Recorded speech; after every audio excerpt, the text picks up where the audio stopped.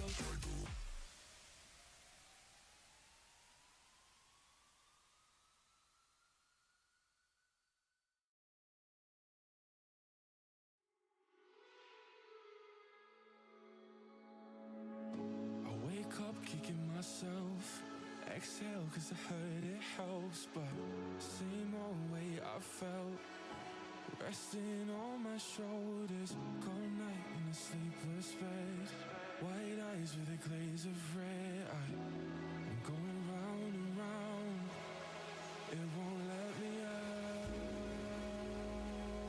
See, when I swim, I'm drowning in. I sing when I swim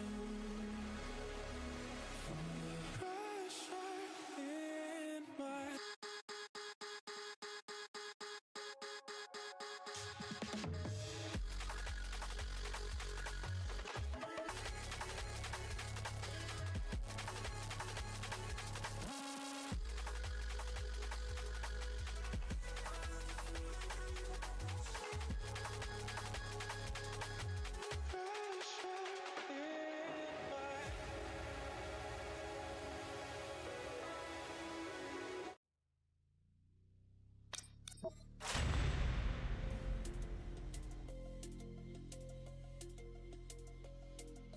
Hey, what's going on everyone? JoeYoursTruly back. Sorry, I took it a little bit because I wasn't actually originally planning to stream today.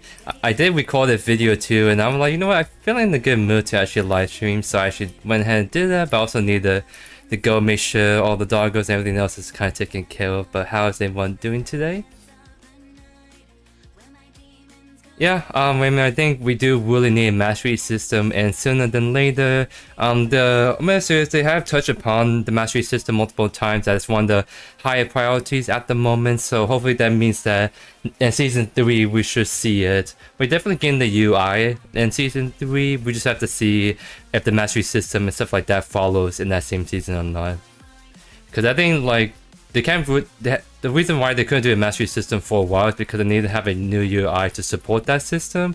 So hopefully, with the new UI, we're gonna get Season 3. That means that we'll see a very quicker like return to mastery system, or see just release on alongside with it in Season 3.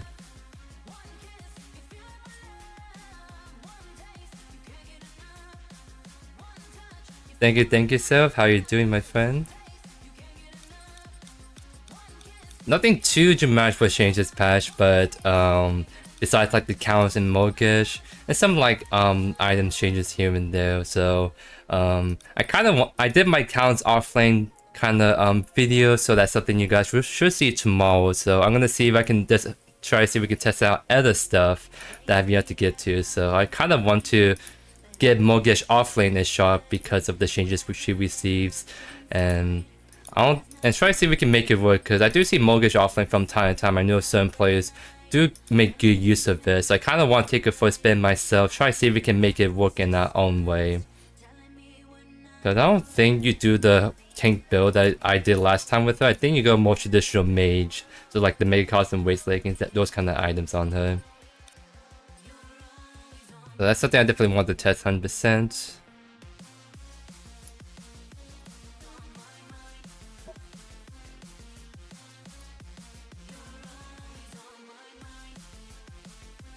But yeah, it's been a little bit since our last live stream. I've just been kind of caught up in other stuff in life, so I've been kind of a little bit too busy to have the time to actually go live stream and whatnot, so I do apologize for that.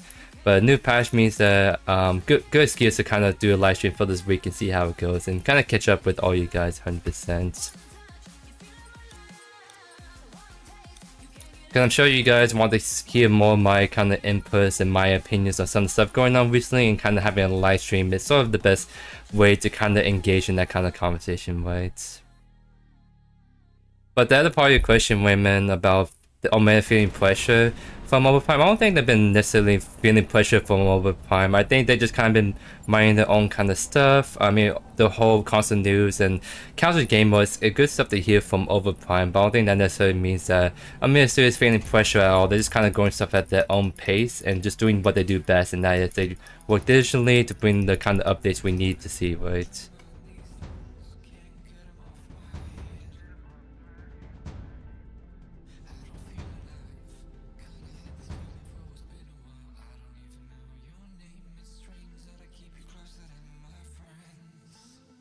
So yeah, definitely I'm keen to trying to see if we can make Mortgage Offlane work, but also there's some Greystone stuff I want to mess around too, because you got adjusted, especially like the Infernum, which I still think is very good on him. It's just I think it's just Greystone just very interesting in the sense that his build pass is very hard to nail down. It's very obvious for some accounts you go Mega Cost and Waste Leggings, like stuff like that. That's like you kind of just go, that it makes sense, right? But like Greystone, there's so many different good items that works on it, so it's kind of harder for me personally to figure out what's his best fine-tuned build, other than you just building what items are best against the enemy team. Like if there's a lot of physical based enemies, that's when Draconon's very good.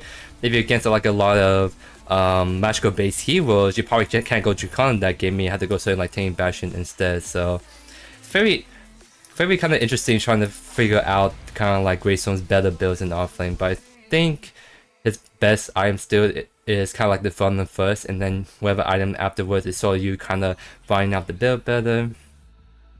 Because I've been really liking doing Overload on Greystone, so what I've been testing on a little bit more is doing Infernum Overload as my 2 core items. That way, I get that huge stat stick of HP with Overload, but I'm still doing tons of damage with that. And then with Overload in my build path means that it feels better to build a lot more tanky items because I get the refund that builds back into physical power, right? So that's the kind of stuff I've been playing around with, just Infernum Overload my 2 items, and then I kind of flex my build depending on who I'm against. Because against tanks even, like, I don't think you go Infernum first, you actually go Basilisk first if you're against a tank matchup.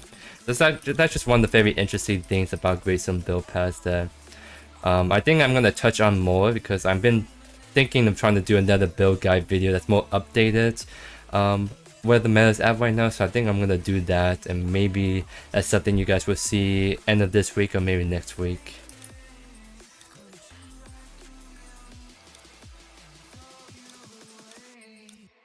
So what do you guys think of the new counter skin? Because you guys know me, I'm a sucker for counter skins, so I always grab it myself. So I'm definitely showing my favoritism for certain characters in this game right there.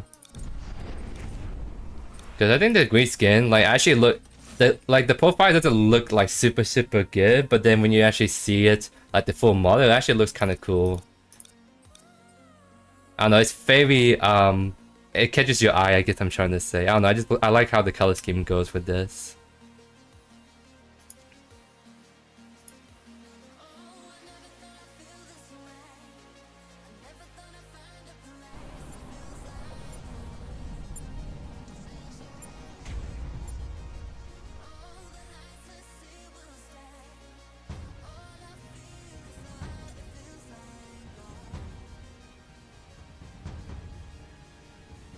So speaking of mortgage offlane players, Guardian is someone that actually runs mortgage offlane a lot, is what I found. So that's kind of like one of the inspirations for me trying mortgage offlane myself. I kind of want to give it a shot myself, because I think there's a very particular way you have to do mortgage offlane to make it like work very effectively, right? And so the thing he's been doing is he's actually been doing Waste Leggings first a lot as his first item, because what it does is gives you that counting ability. So like against like the aggressive offlanes like the Flame Out and the Crunch, you can throw the Q, slow them, but you get the move speed from Waste Leggings. It really kind of kite them out so you don't take too much damage, right? So yeah, he's gonna be doing mortgage offlane this game, so that's kind of what I mean. He's been a mortgage offlane connoisseur, so it's definitely been very interesting to see how he's been trying to fine tune it in the offlane. I've been wanting to try to give it a shot myself as well.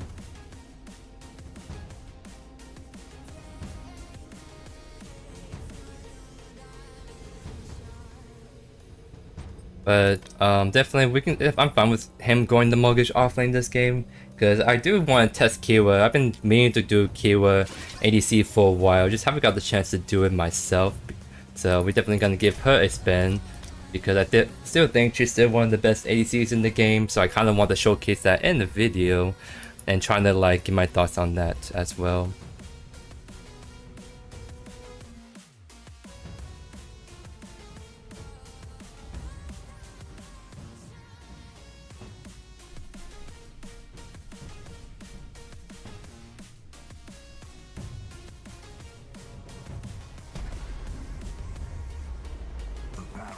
begins in 5, 4, 3, 2, 1. That's a spell in mid lane. Interesting. That's kind of spicy, but against the Fae, that spell probably won't have a good time, so we'll see how that goes. But kind of bummer, we got exact mirror matches, so same exact ADC, but same exact support as well. So not gonna be as exciting in that sense, but we'll make do with it. We'll try to see we can come out on top 100%. So first I'm thinking Terminus, because that's another interesting thing about Kira is that she's definitely a crit oriented ADC, but there's a lot of different top ADC players that changed how the way they build. Kira, a lot of players like to go Terminus first, but then I see like Neff that goes no Terminus at all and go straight for like Lightning Hawk, Tainted Rounds, like all that really aggressive kind of stuff. In this kind of mirror matchup, I'm kind of keen on going Terminus just so I can kind of out-sustain the Kira, or rather, if she goes Terminus 2, I can match her sustain in that sense. So we can kind of like play the most sustaining kind of Kira, focus on CS, all that good stuff, and afterwards we can probably just go like Lightning Hawk or Tainted Round second.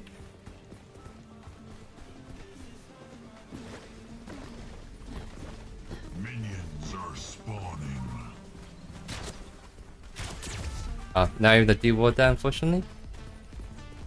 But that's not like a deep ward, so the only ward that's good for is if my Grace was looking to invade. So if he's looking to invade, then they'll be able to see that, so that's one thing that to keep in mind.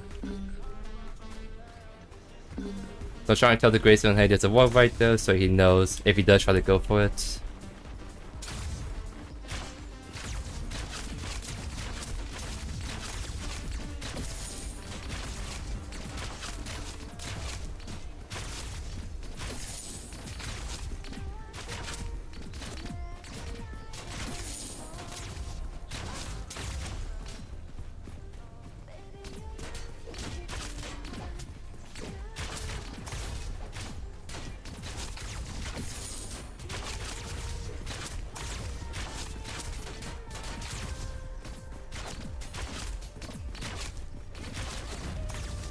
That's an E first by Kira, interesting.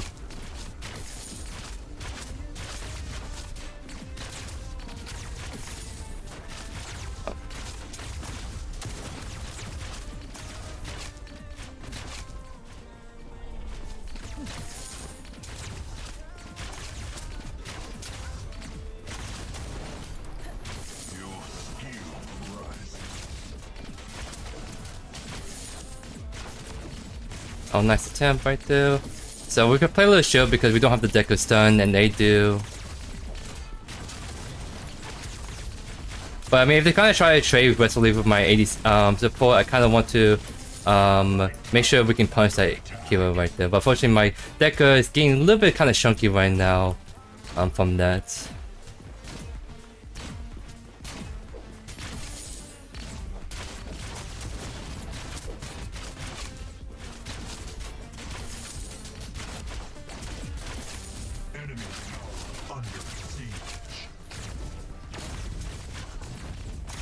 We try E for E.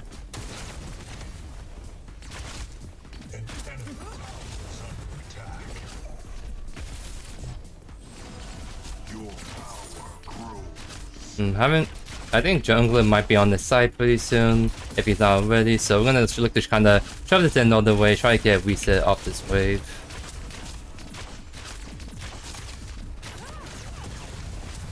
Definitely good stuff right there. I was a little too far away to follow up on that, but we can definitely just go for this really quick because they're all low. They shouldn't be looking to walk up anytime soon, right?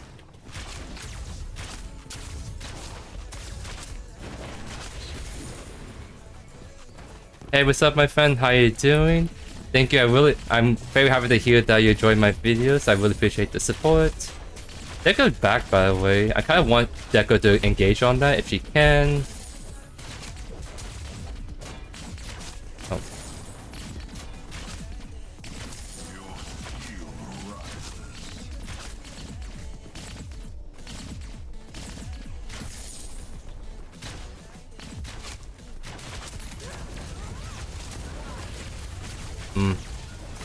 I have to connect right there, if I say okay. Oh, I probably need to blink. Yeah, I'll blink. At least we'll go blink for blink against Akira. We'll level up against her, and we have a bit more gold than her. Oh. Okay. Got her blink out. Oh? Is he able to finish off? Akira has no blink, just need to catch up. But unfortunately, he's gonna like miss that. Maybe the Decker he can get. We have to wait. See. Not able to get anyone right there. A little unfortunate. I think if he held on to his leap and just hold on to his blink like leap and then she blinks and then he blinks, it would got him. Oh my god, hey, thank you so much. That's you went for the 2-3 membership. Wow, welcome to the membership club. Please enjoy the free emotes you can use in the chat. I really appreciate the support, my friend. Thank you. And you are indeed a truly Diego chat, my friend.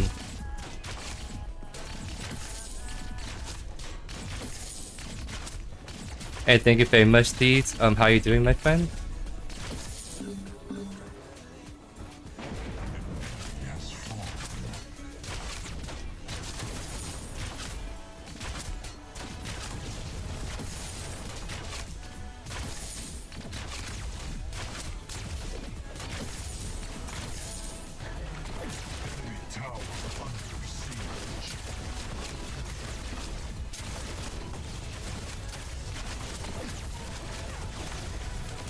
Oh, a little bit too far away the Ombi right there, but it's a nice poke by the support right there. Love to see it.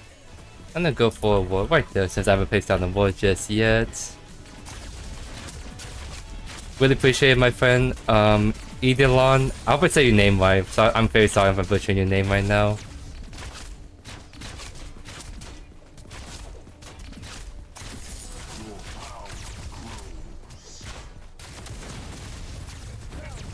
Oh.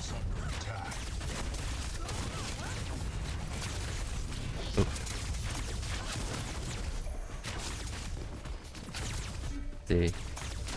Yeah, I shouldn't probably use my E like that if we miss the deck of stun like that. I should use my E only when we get that connection on that stun. But we should save on the left side so we can still get aggressive, right? Just not too aggressive, I'm right.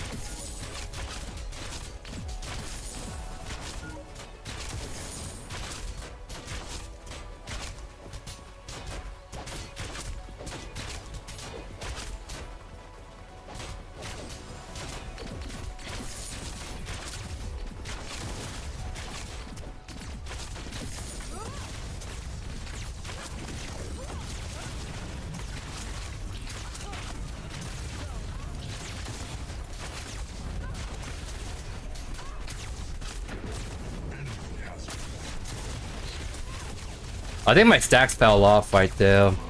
That's my little bit my bad. Cause like I was trying to hold on my Q to max Q it, but I think because she went behind the wall, I lose stack of that. So I should use my Q a lot earlier, get the damage off, and I think I will kill it right there. That's a little oopsie by me, cause does it say how long it stays on them for? 6 times. For 4 seconds, yeah. So I definitely the stacks fell off. That's why my Q didn't do as much damage right there.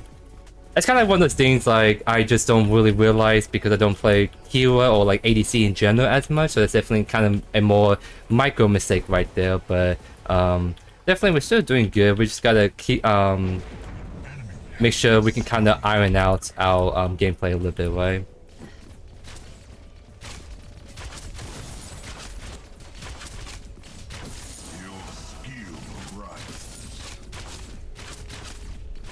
Yeah, the code name for the with the new hero is the lizard, so that's definitely very good ground for being more of a lizard kind of based character, like reptilian kind of thing. So I'm very excited to see what they do with the model, because that's definitely already a very interesting sounding kind of character already.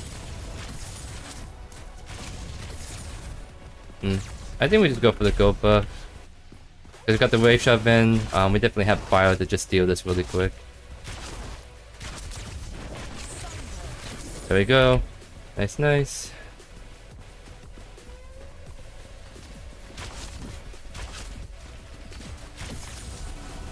I think Sevon might be on the side. I think he was just left. So I don't want to get too aggro necessarily. Just looking to just keep farming this out as normal. Yep, see Serval's right there as I called it. So he's definitely looking for some kind of angle, right? So we just have to respect him a little bit, just knowing that he's in the area. So let's get a deep ward right here, and yeah, see how. Looking at the Greystone, he needs to be careful.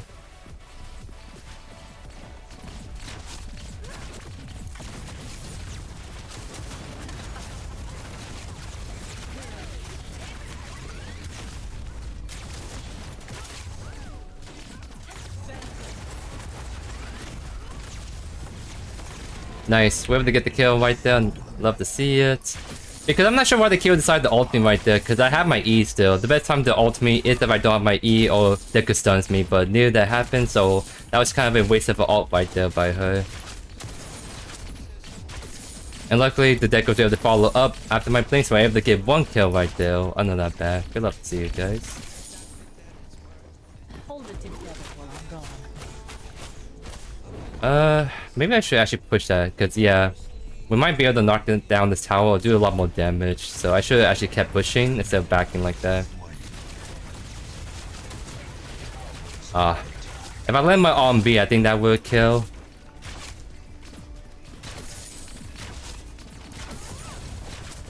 Oh, that keyword is literally like 1 HP, yeah. They want to lazy back against a Deku.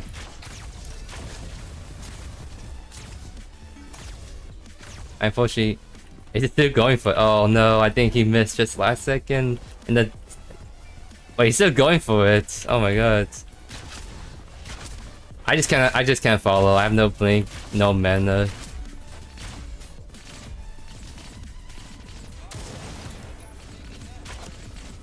See, I just distract him right there, so he kind of hesitated a little bit, and that hesitation saved the deck. Nice.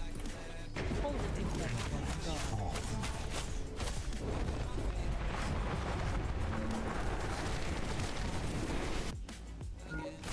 So, like, the main reason why I don't stream on Twitch is because I guess, for me, I don't want to build my... Like, my main focus as a content creator is on the YouTube side of things, not necessarily Twitch. Because, I mean, I guess I could consider streaming on Twitch, so I can grab some of the Twitch audience to go over to YouTube, but the problem is I don't stream that often enough for me to warrant streaming on Twitch. If I stream like 3 times a week, then yeah, Twitch streaming would be a lot more viable, but since I only do it once a week or even once every 2 weeks at the moment, I won't be able to really grow as much on Twitch. I don't want to grow on Twitch at the moment. That's just not my main kind of priority. So I don't want to like start streaming on the Twitch side, thinking give people the false expectation that I am growing my stuff on Twitch when I'm not really doing that. It's I guess I'm trying to say.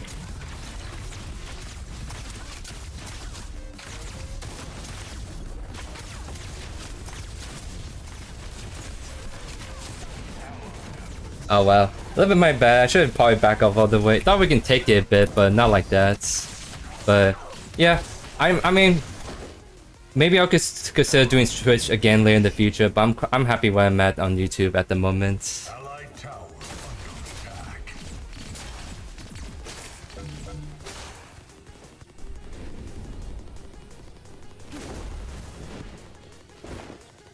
Oh, that's right. I was wondering why the deck was actually doing so much damage, because he went with the Marshal, so that combined with the keyword actually hurts me a lot versus him not having a full item yet. So that definitely makes sense actually. Heal rise. Enemy tower under attack.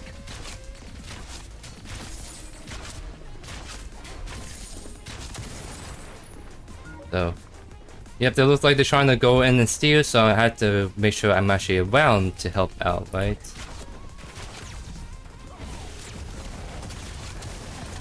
This ulted immediately, so helping bust him down. So very good stuff. Able to get the Sedwalk and get the first fainter, so love to see it. And I think they're fighting, but I have a push going, so I can actually get this T1 tower knocked down. But I'm a little bit too slow with the task speed, so I have to wait for the next wave at least.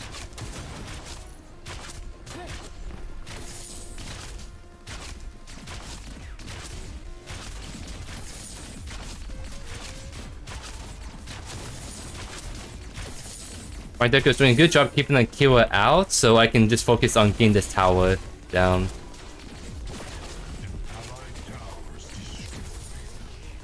If the deck is still around, is the question. Nice. That was a very good deck of stun right there. I'm gonna start walking this way, just because Deku is coming right there. Oh, nice. We have to kill him right there. So it took a while, but we definitely got him right there. And that's the Deku blink right there. Love to see it.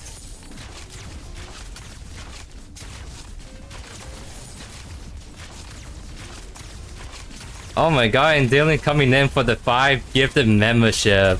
My goodness, guy, you're the actual surely Giga Shat of the century. Thank you so much, my friend. I always say. I'm trying. I'll just blink. Let's see if we can run all the way. Oh, he's gonna blink. So I actually have to take this.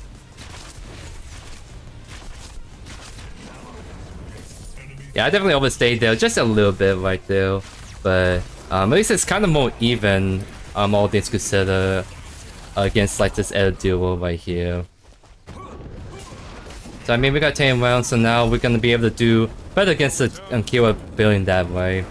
So I'm thinking like, I kind of want to go Sky Splitter third just so I can actually do a lot more damage against the Servar. Because the interesting thing I've seen other like players doing is doing Sky Splitter somewhere in the build as third, just for that high attack speed, but also very good against like the tanks. Because it took a while to wear down the Servar right there. So being able to get Sky Splitter means that we can actually kill him much faster. But I did not realize that what you call, you can actually give memberships just like on Twitch. So that's actually really cool. So thank you again so much, my friend, for the really generosity right there.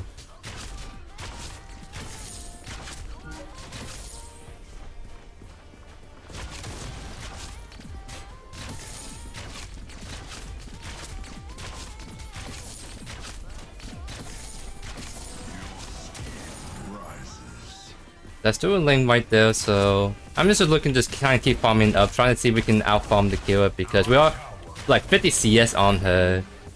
Yeah, about 50 CS, so that means that we're actually going to get much stronger than her if we can keep this lead up. And that's dueling still there, and Spare is pushing, so we can actually look to kill her.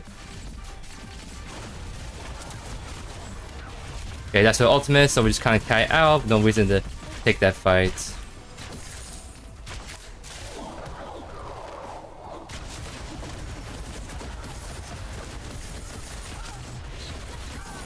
There we go.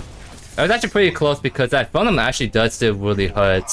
So long as we can get out for ultimate and hide it out like that and just look for a very juicy kind of art like that, we're able to just solo kill her, no problem. And look at that, my team is popping off. Look at that. That's like almost the whole team dead. So that means that's very big, because that's T2 tower we have pressure on, and I'm pushing solo on this right tower as well.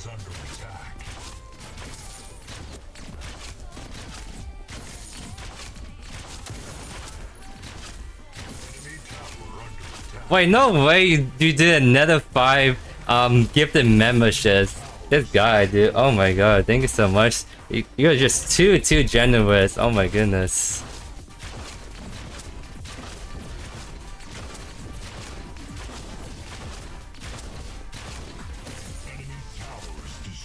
I'm actually gonna look back up because I think I'm overstaying just a little bit, so we take the reset so we make sure we're all nice and fine for the next Bang 2's fight right here. Hold it together while I'm gone.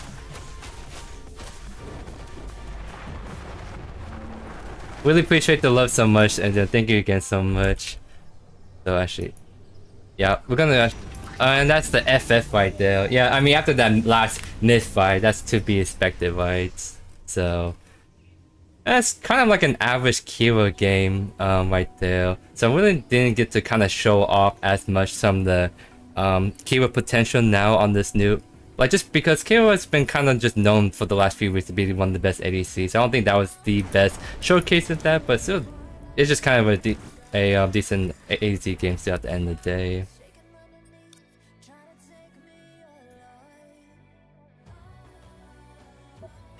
But you definitely saw what I mean, like our team did the weight leggings first and built a mega custom. So that's what I was trying to like test out myself. I want to try that myself and see how it goes.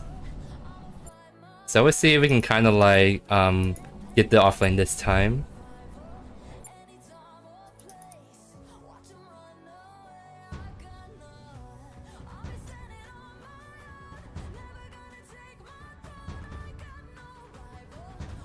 I can always try to do mortgage support. I kind of want to do the mortgage offlane first just because I haven't done that in a while, but definitely once we get a solid mortgage offlane game, then we can try to give it that a go 100%.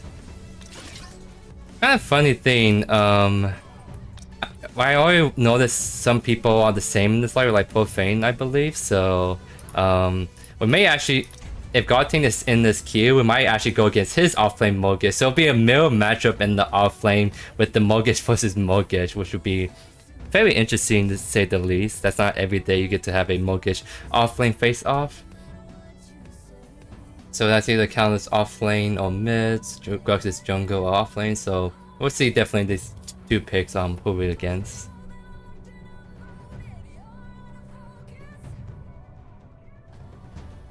Yeah, the mortgage that's the reason why they buffed her. Like, they made her early game durability much better because she's just really easy to bully early, but then she becomes really dominant in the late game. So they try to balance it out, so they try to remove some of the power from late game so she's not as oppressive, but then they give it back into her early game so she's able to survive a lot more consistently well. So that's the main thing they did for both mortgage and Countess. I'm actually a really big fan of. Because, like, especially Countess, she's so, like, she's the hardest part about playing Countess is the early game, and the fact that they made it much easier to do that with the kind of durability buff makes it a lot more viable, I would say, more consistent to get the Countess offlane going. So that's a Grux offlane we are against, ladies and gents. So that's kind of like one of the best matchups we can actually ask in this offlane because the thing with Mortgage is she doesn't like people with high mobility that's able to get on her really hard and able to do lots and lots of kind of burst damage. So we're able to the fact that we can go Mortgage and outcut the Grux with no mobility is very good for us. So by the way, guys, since Adrian is a surely Giga Shad and donate all the memberships to you guys have access to exclusive perks that I have on the channel, which includes some custom emotes. So definitely take a look at your emotes. You should see Yours Truly and 3 My Doggos as emotes you guys can do. So definitely see you guys can put that in the chat. I kind of want to see some of the emotes getting shown off right now. But anyways, we're going to be going with the whole... There we go, yeah. Yeah, there we go. That's what the emotes I'm talking about. I thought it'd just be really kind of funny. Be kind of cool to have some flavor with the emotes, being more personal with my doggos and with Yours Truly, of course, right there. But yeah, anyways, we're gonna go Hollow Blade first, just because I really value the mana sustain. There's no point in playing like a very pokey lane if you have no way to mana sustain that. Of course, the Magician Quest could be enough. I think you could probably get by with just doing like army, kind of like pokes and whatnot, but I kind of like that very good mana sustain, so I just go with the Hollow Blade first, and then we just kind of like build into like Waste Leggings next.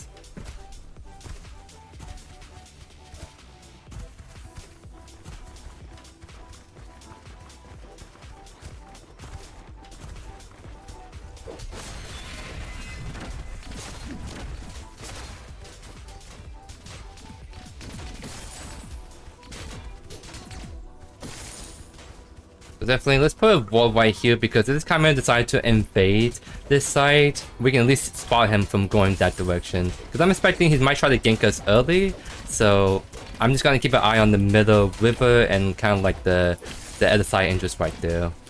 That's why I kind of want to keep trying to like poke the Grux because I can kind of keep pulling the wave by doing that way.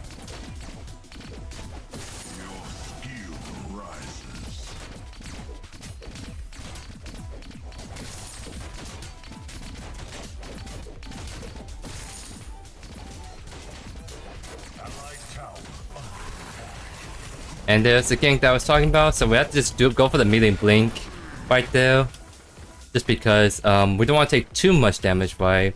And this Chimera is actually still on this, by the way, so I kind of want this baited out for the rampage. See how he's coming right here again.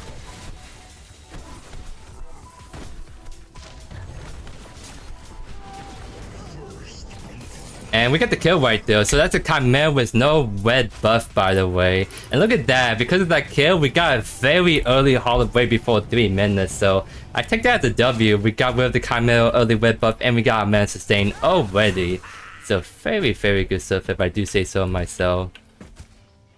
Yeah, Hank, I do actually hire those emotes myself because that's kind of like you guys a more better clue of what kind of those emotes mean. So like the oldie one, you guys see it's kind of like the more hyper emote. You see the oldie that's the kind of chewy with the kind of barbecue sauce and sad face, so that's kind of like a sash dog. And then you got the Scooby with the kind of head smiley face. So that's just kind of how I captioned them 100%.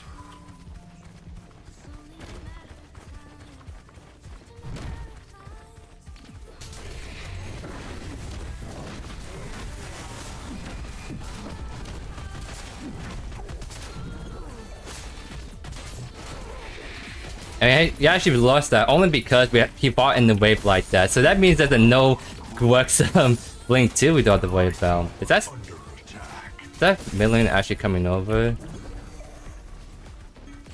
I think that million's actually coming over.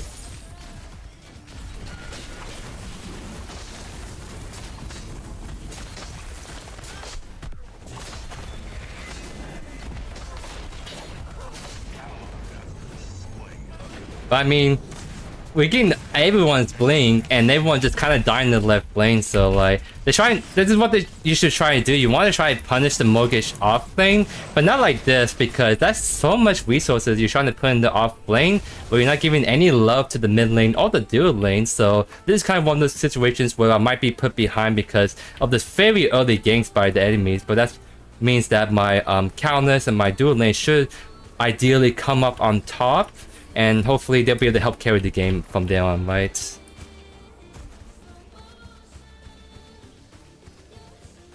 I wouldn't want that river buff, but Chimera is pathing towards us already. See if I can actually sneak around and go for it still. Okay, he's not over here, that's great. Because yeah, this Chimera is probably on his west side again, so that means that we just look to kind of farm out and... We're 2 levels down, but that's because we just gained so many ganks over here, so we're not able to farm the wave as much as we like, but we should be able to catch up with this wave right here. Did he actually start the tier buff? He didn't, so he just got that purely from like farming the camps and all that.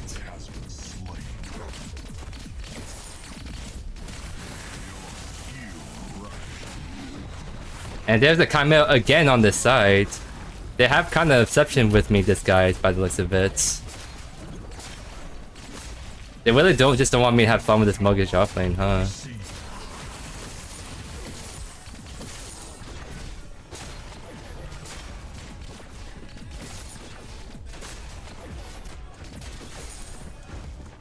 But that's fine.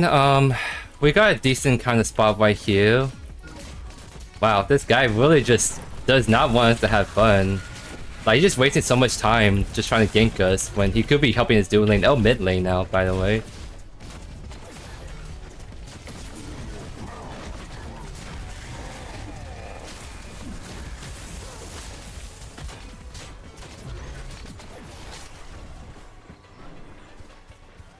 My base is on this side, so we can play a little bit more aggressive. So I'm trying to get some pokes down, some farming, of course.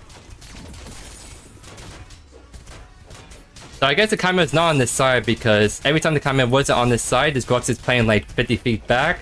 But every time he's stepping back up, that means that the Chimera was actually in the area. So that's good information that we can kind of really predict where the Chimera is at, just based solely on how this Grux is positioning, right?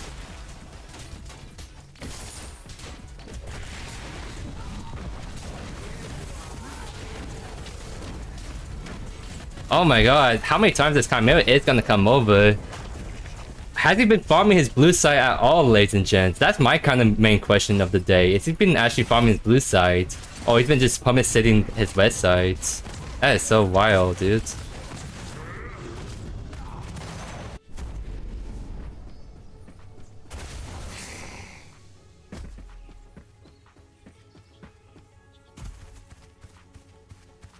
Oh, he's trying to go for the fade on west side. I might as well try to poke down this counts a little bit, maybe. Not able to connect right there.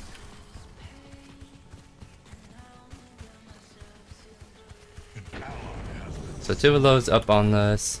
We see where the Chimera is at, so we can try to like bomb this out 100%. I'm gonna stop his back, just be annoying. Because I think I have to just shove this in at this point.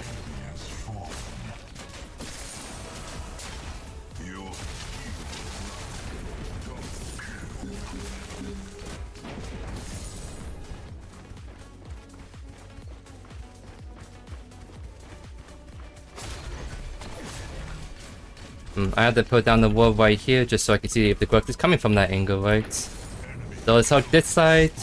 And we actually do see him right there, so good info, 100%. I don't have too much comment about the Q damage just because I haven't been maxing Q just yet. I've been going for the max on B because I figure that's a little bit more consistent poke. But maybe I should have gone with the max Q just so I can stay outside the Grux range a little bit better, right? Because I mostly want to use my Q for the slow on the Grux rather than like actually poking him.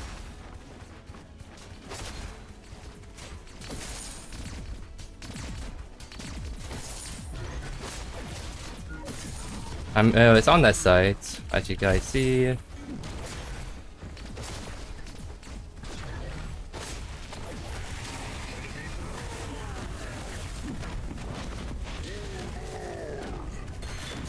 Just blink out.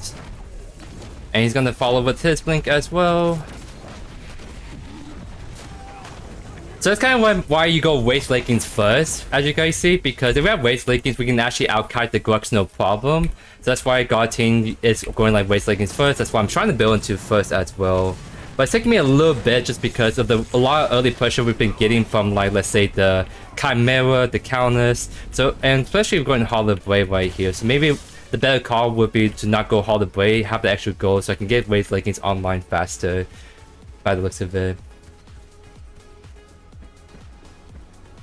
So, I mean, I don't really play Mortgage offlane that often, so I need to get better with the feel for my range in this matchup 100% as well.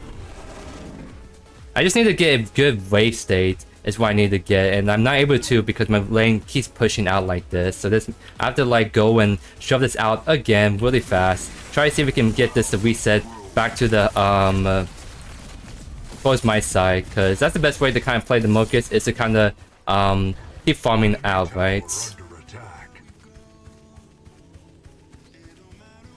Because that's the main reason why I'm getting killed a lot. The wave is in neutral is all like push up a lot. I need to try to get better where it's like right there on my tower and I can just farm like that, right? Painted Totem. That healing, by the way, does not apply to him. It only applies to allies. So that 50% healing is not getting at all right now.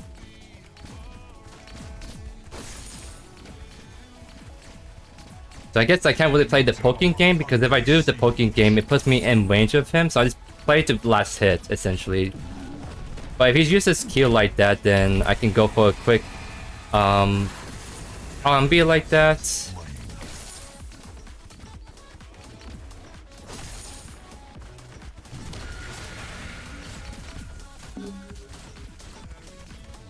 This is ideally what you want to do. You want to just keep CSing and just keep poking whenever you can. Obviously, you can't do that if you have the Chimera gank you like 10 times in the first 5 minutes.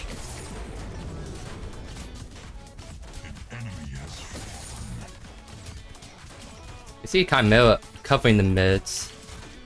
Since Count's rotate over there, I might actually go push the mid wave out.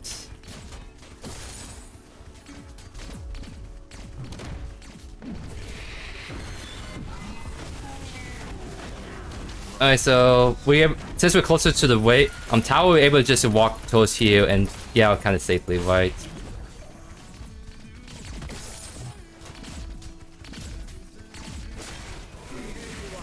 Oh, that Q didn't hit him right there. Unfortunately. There's no ultimate, so we don't have to worry about that at all.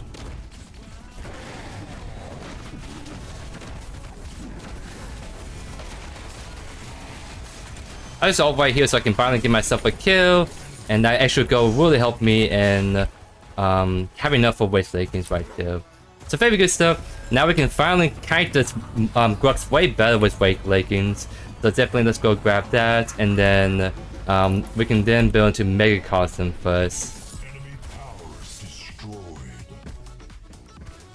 Oh, ideally, so ideally. Okay, I see how that's how you pronounce it. Thank you so much. Now I know how to pronounce your name properly, my friend.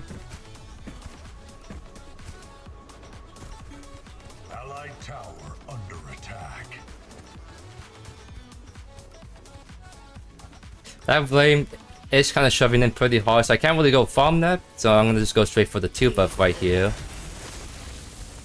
I wonder if it's worthwhile consider just maxing E first, because E technically got buffed to where it heals a lot more, especially put levels into it. So I might put some early levels into E just so whenever I get kind of chunked by the Grux, I can kind of like get some refund back on that, right?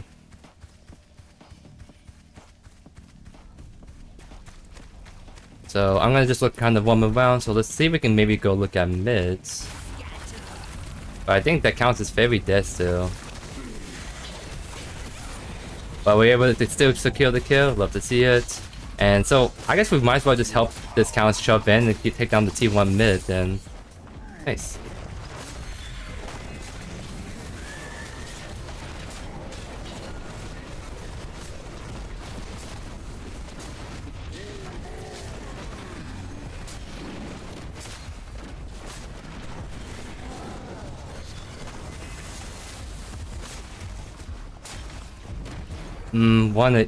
I have ultimate in 5 seconds. I'm trying to spam it right now. I think I can kill him.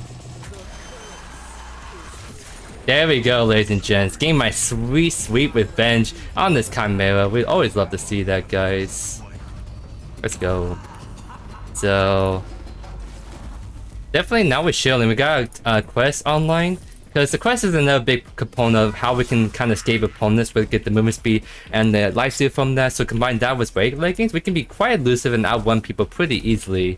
So now we're going from like C1-4 to 4-4. Our CS is pretty terrible, not gonna lie, but that's because of all the constant pressure we've been getting. But we're making up in terms of kills at the very least.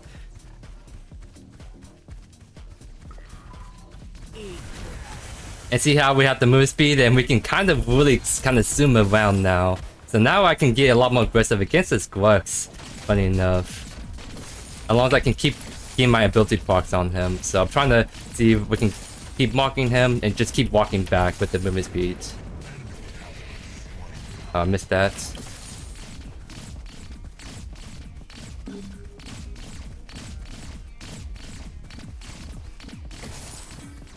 Not sure he's actually going around us.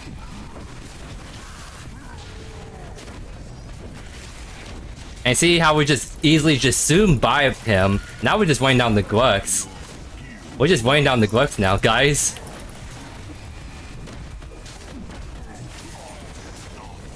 That's the power of waste leggings. We're able to avoid so much damage from him just by being able to purely kite. And that's what we're hoping for. So that's kind of like the really kind of cool tech we go with waste leggings first. It's what I kind of know Guillotine and other players are doing. It's just a very potent kiting tool that you get online sooner than later. You're able to really like actually take the aggressive trading and just kind of wear down people while you're evading them.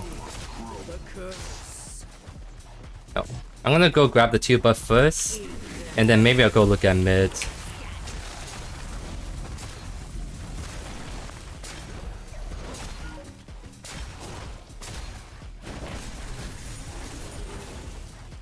Very nice stuff. So the count's already going there to mid, so we can let her take that. I'll take a quick reset, pick up one staff, and then kind of go back and go for round 2 with the Grux. So I'm thinking I kind of want to give the new buff Lifeliner a try. I kind of figure more magical power, but also we technically get healing off it, so maybe we can make a kind of sustaining lifesteal kind of Mogish builds. That's what I'm thinking.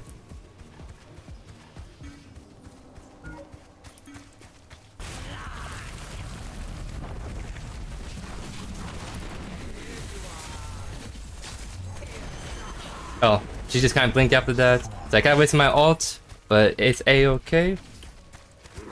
So she can go to grab the T1 tower by herself. I'm gonna look to go defend left. Because kind of like the Mogish offlane, it's sort of like a very kind of greedy pick. So you're looking to kind of sustain more so.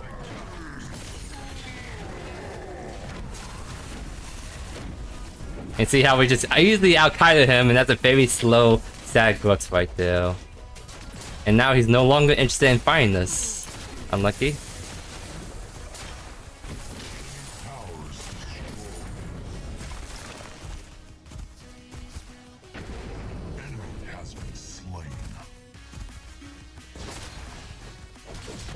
Maybe I should max E. That was kind of satisfying walking into all the waves with 1 Q. So imagine we max that out and it actually does a lot more damage. So maybe I go max Eve now.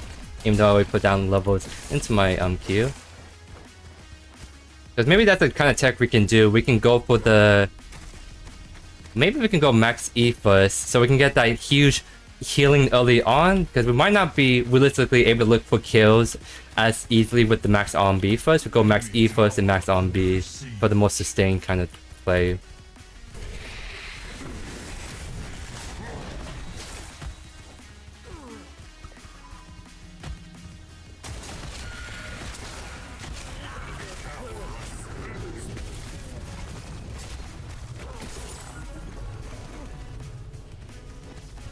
How much I need for my 200 more gold? So I'm gonna try to stick around for 200 more gold and then we can go pick up 100%.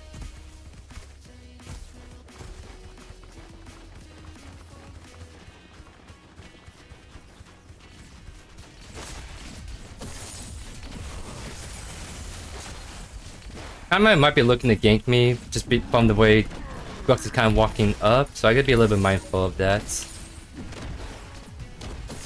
But we got the gold we need, so I kind of want back. Maybe we can bait it. So I'm gonna try to start teal buff and my Rampage can come in and maybe we can kill this Grux if we try to contest, right?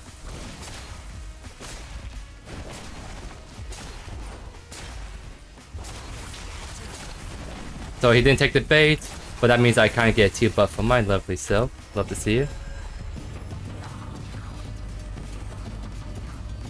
Yeah, Gartine is kind of like a known offlaner that I've run across quite numerous times, and he definitely knows his stuff in the offlane. He's kind of a mid laner as well. He's kind of like the one I saw that was doing a lot of Mogish offlane, so I was trying to see how he's been playing it, and saw he's doing waste laking first, which actually makes sense, as you guys saw from the gameplay. Just being able to really out-kite people, and really help survive the tradings and all that good stuff. So we got Mega Custom, we're gonna really hurt now.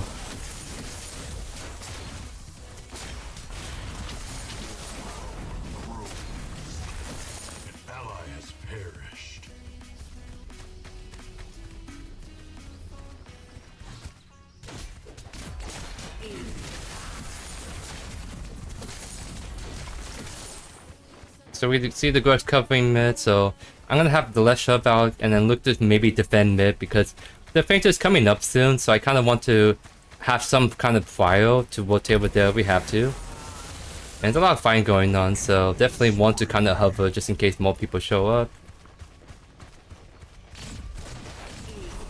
And it's gonna be the FF right there, ladies and gents. Wow. Interesting. So, I mean, we at least went positive after having a little rough early game right there, but I mean that's what I mean, like if you waste so much resources on the off lane, then you have nothing else for like the mid to do a lane, and they were able to kind of carry the game from there on out. So just very good stuff all around, and nothing much to see here in terms of like total damage. Nice. So definitely I kind of want to change up how I'm doing that Mogish offlane. What I'm gonna do is we're gonna go for the max E first, because I think realistically, it's gonna be hard to kill the laner early on. So I think it's better to focus on just surviving and sustaining our way through it. So we can go for the max E first for the sustain. And then just hyper focus on making sure we get waste laking first. And then once we get that, that's when we can really start to pop off right there. Because I mean, our damage doesn't really spike anyways until we hit like 6 / our first item. So instead of going for the max RMB, which is a little greedy when we're not gonna have kill threat against offlane, we can go for the sustain option so we can survive and thrive a lot better in the early game. So I think that's what I'm gonna actually do. I'm gonna try to give that another go 100% and see if that will actually improve the experience playing in the offlane as Mogish. But while we wait, oh, they just popped. I was gonna say while we wait, I'm gonna take a quick break, but I guess we're gonna run it back pretty quick. So into the next game we go.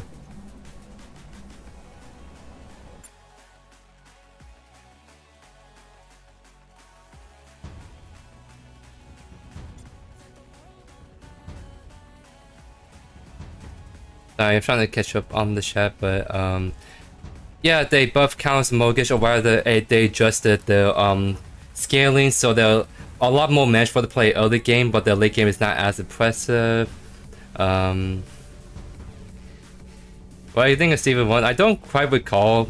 I think I recognized you in game. It's been a little bit, so I don't quite remember as much at the moment.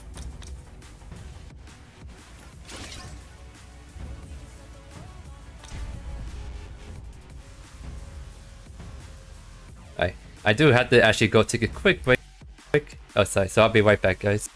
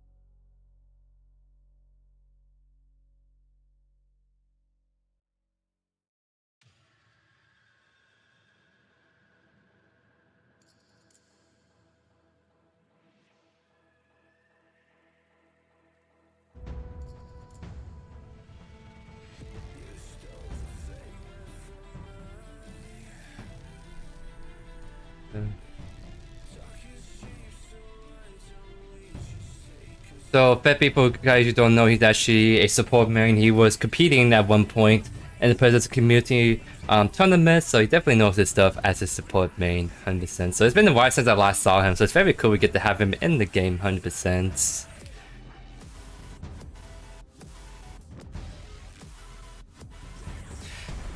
Yeah, I definitely recognized him shortly because he was on my screen like half the game last time, so I definitely recognize him, 100%.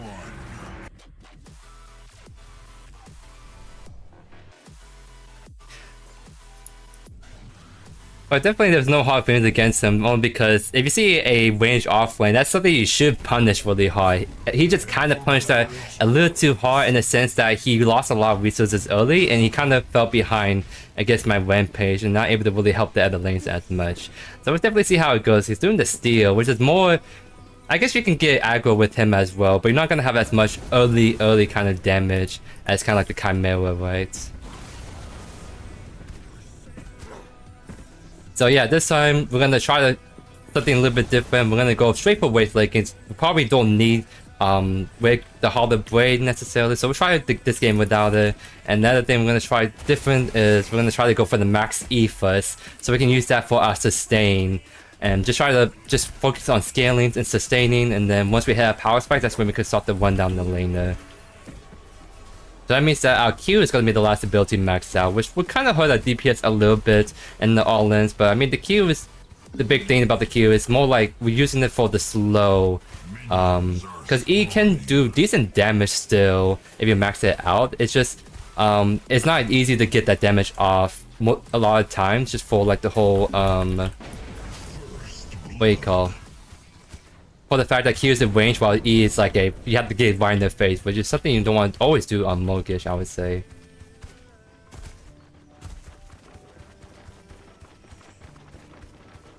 That's a rampage over there, so he's actually starting very, very late. So that's actually a very win for him, 100%.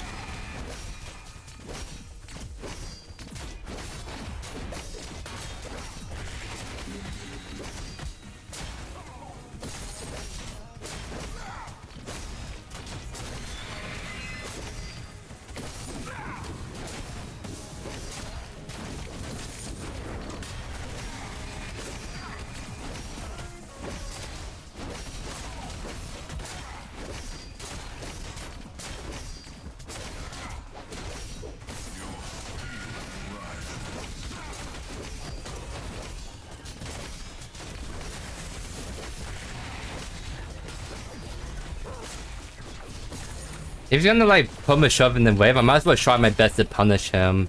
Because he's focusing all his resources on the wave and not necessarily on me, so I can kind of still get pretty aggressive on him. And I'm just gonna stop his back.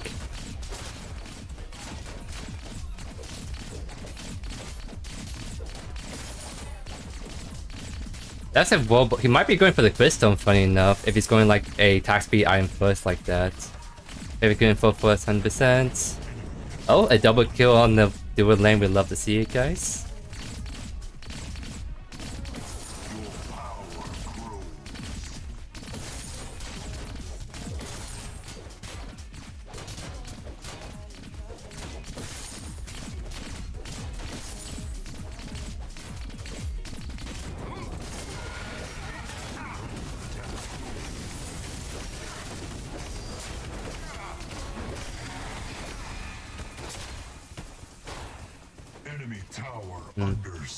I'm gonna stop using my Q because I'm still slowly like losing mana. So I'm gonna just focus on more poking with the R&B, just keep the passive proccing on him, and then just focus on just kind of last hitting. And yep, we're gonna go for the max E. I mean, this guy's not playing super aggro, so I don't feel as compelled for the sustain. But I still want to give the max E a shot, see how that feels. Right here.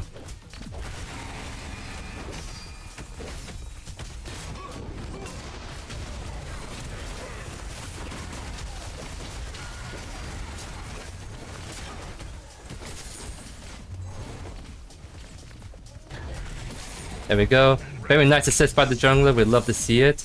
And we do love to see junglers limit testing like that. That was kind of clean by him. Oh, he's holding on to his thing.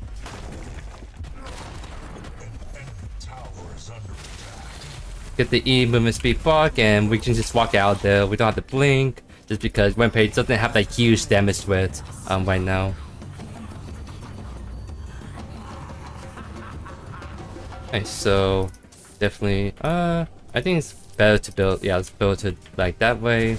So getting closer and closer to that waste leggings that we definitely want to try to pick up, because then we can really outkite the Greystone very hard, or chase him down even.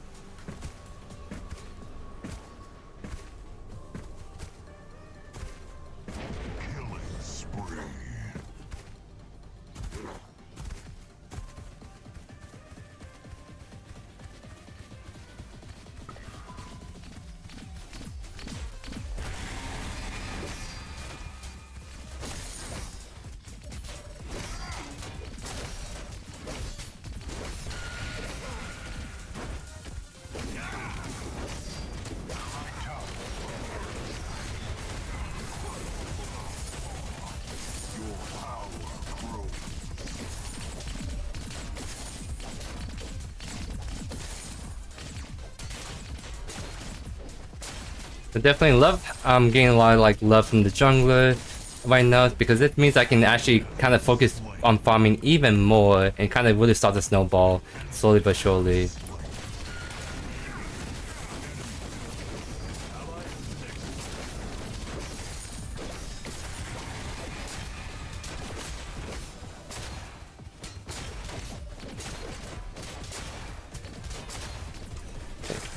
Wave is pushing in.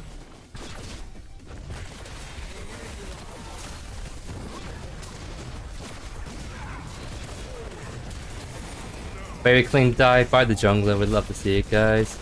Not the 8-minute mark, so it's gonna be kind of hard still to kind of knock down this tower. But we can definitely kind of do some chunk damage to it already. Yeah, the time warp change actually can be good for Mendes to Saint because the way they shift this profile around a bit more. So we might consider maybe trying it out. I think it's pretty good on Mortgage. But I mean, there's other priority items you want to go for. It's kind of like the what do you call?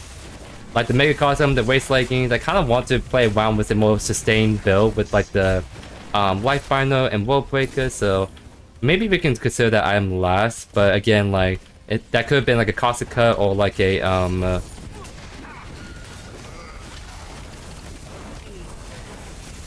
it could be like a Caustic Cut or like a Oblivion Crown as last item.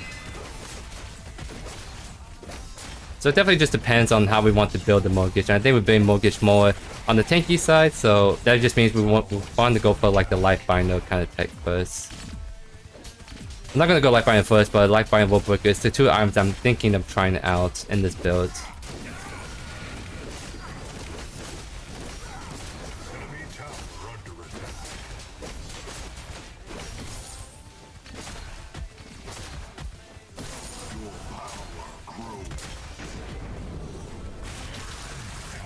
Yeah, that healing is pretty decent, with just 3 minutes. Imagine we use that on the whole wave, and we can probably get way more HP from that as well.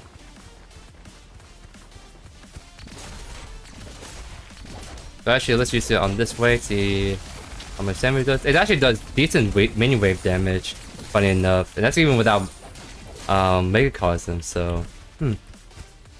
Max E might be our good wave clue too, funny enough. I imagine we give Megacosm and we use that on the whole wave. Right, so we got Waste Leggings now. We're gonna be kind of shielding, being able to outspace people much easier, I would say. I don't have a set time for when I stream. That's kind of like the main reason why I haven't really considered doing Twitch streaming as much, because I don't really have a very set schedule to do so. If I happen to be able to stream or feel in a good mood to stream, I'll just kind of do it on YouTube while over here. Because it's more like an opportunity to kind of hang out with you guys. I use this as a time for me to do more extended testing while hanging out with you guys.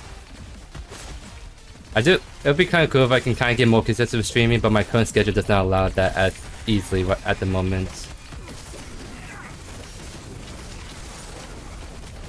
Wow, that healing is actually really good. We kind of just walked through the entire minion wave and the Greystone, and we got back to 4 HP already. Wow. That's actually very interesting, because this is what I mean, like, this is just a good opportunity to test stuff. I'm like thinking, maybe Max E first, see how it feels. It's actually doing really good for us, because we cleared that wave really fast, and we're able to actually sustain and get back to 4 HP already. Let's see if I use it again. Because yeah, the main range is almost like dead just from 1 E. It's not even maxed yet. I don't even have Megacosm as well.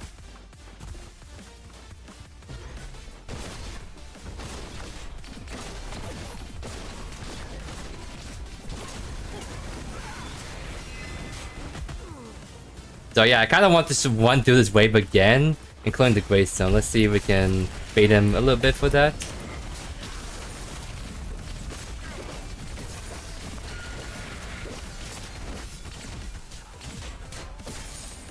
Yeah, we are just kind of zooming by and you can't really touch us as much.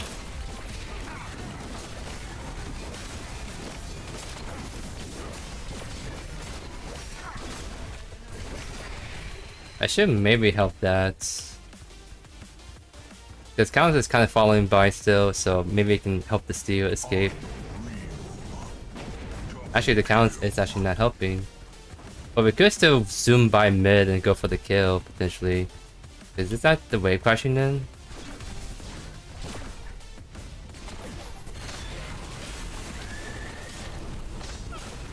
There we go, we got a nice assist right there, we'd love to see it. Whip up is up, so I'm gonna just take this for myself really quickly. Enemy tower under siege. Hey, what's up, Pounding? How you doing, my friend? Welcome to the stream. Am I on the competitive team? I'm not in the moment. I used to be on one, but I decided that I'm not really have the time to do that at the moment, because like doing competitive Predecessor means that I have to actually like practice a lot. I have to play like a lot of favorite competitive picks all the time, and so it's kind of hard to do that when I already have other obligations in real life that is more important, like take care of my doggos, hang out with family, and also of course like the content creation as well for Predecessor, right? So I just can't really do both content creation and like competitive right now. So I decided to just focus on content creation, and the competitive stuff I do is more like data. How do I say it? At the last PCC, I was actually on the desk with like the people kind of casting the show, and I was able to offer some really good inputs during the show. So that's the kind of stuff I focus most on. So I can kind of participate in casting for tournaments, and I don't necessarily have to like grind out or spend 24 hours every week to practice that. I just kind of just show up and just be there when they do happen, and that works out with my schedule really good. So that's kind of like my connection to competitive right now, is the tournaments that's going on, and just me kind of helping out with all that.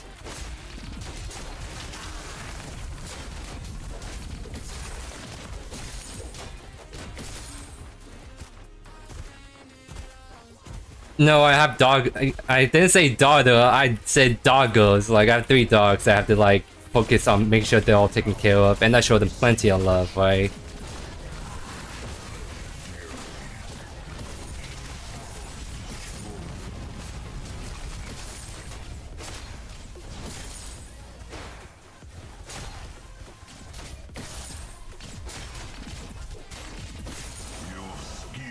Yeah, no, like if I have a daughter when I'm like 23 years old, I made some very poor life decisions right there, right? Luckily, I don't have one, so that means I'm still doing good in life. So don't worry. I only have doggos. I don't have a secret child in the back room, right? Enemy towers destroyed.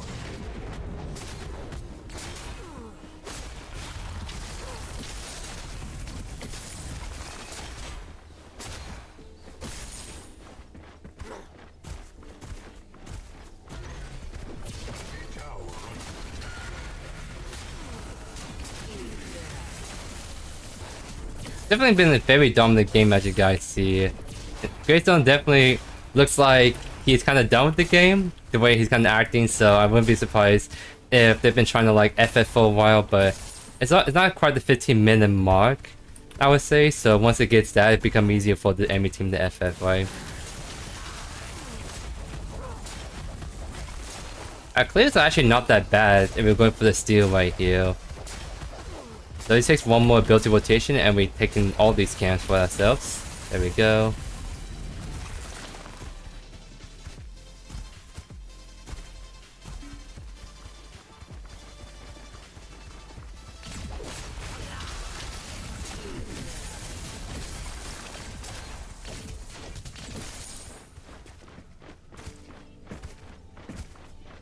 Well, I'd like to have kids someday. I mean, I think ideally that would be the case. But it really depends on my partner, right? 'Cause I think having kids is a lot like based also on your partner and what she wants, right? So having kids, it's kind of just gonna be mostly depends on just the decision between the two significant others, right? So until I kind of meet that significant other, I don't have like a strong urge to have kids or not. It's gonna just really depend on what she wants, right?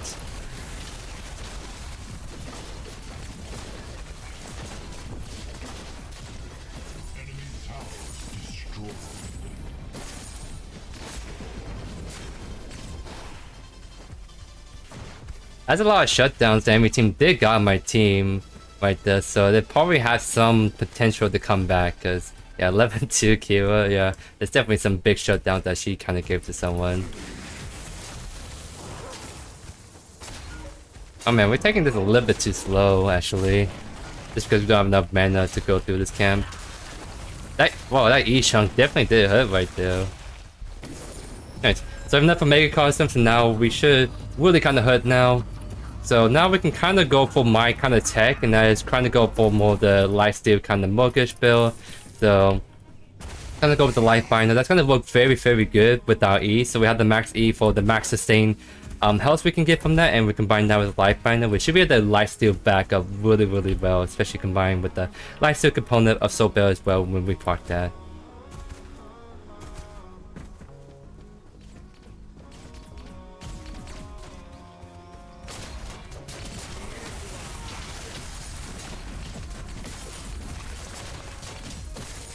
It's my cannon. Definitely a lot of fire. Let's see if we can actually join the fight for once and see if we can kind of get some good assists down.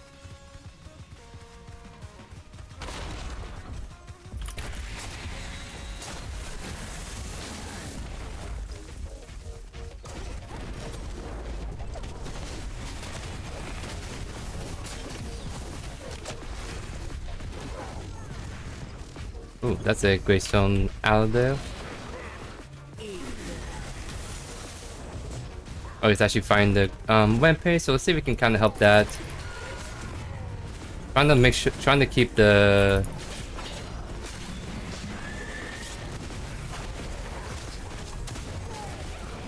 There we go. I think we can still fight this. Yep, we fight that pretty easily right there.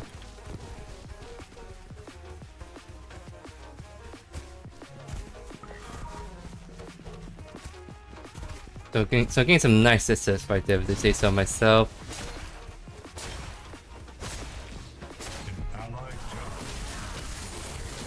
Well, that wave clip is actually really good. What the heck?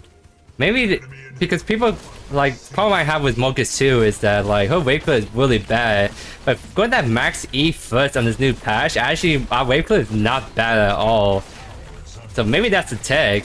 You go max E first for that sustained early game, and you get to have very good wave clear. Maybe that's the tech, guys. Interesting.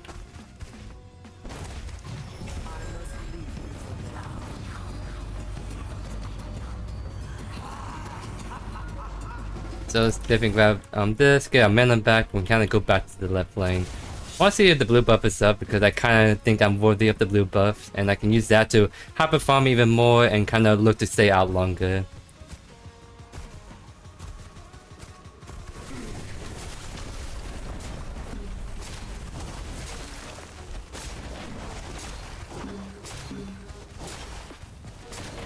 Oh, so you did have a kid at 23? How is that kid doing, my friend?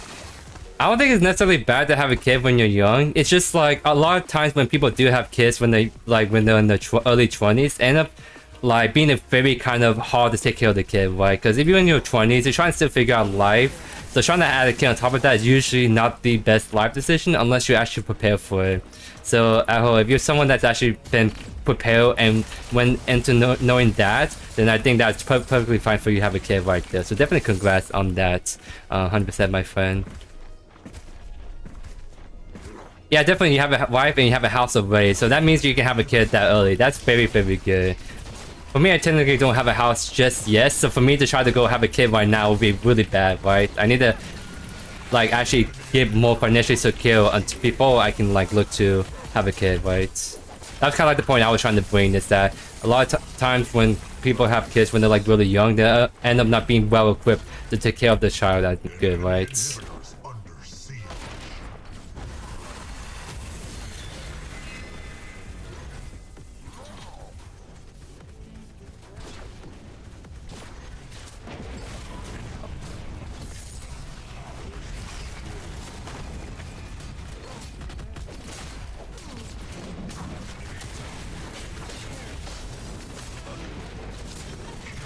See how much life we can get from this wave. That's pretty good, guys.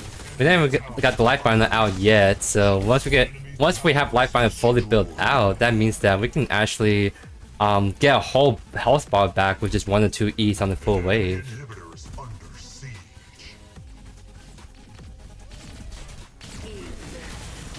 And look at that, we're back to full HP already. So yeah, I really like the E change just for the fact that you can use it more as a reliable sustain tool in lane. And it's not even that bad for pushing waves out too. An enemy inhibitor is under siege.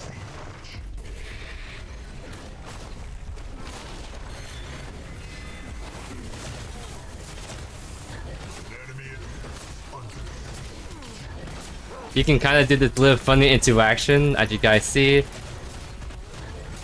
Can I actually get it? One more? There you go, guys. Take a little tower shots right there, but we're able to get it without the minion wave.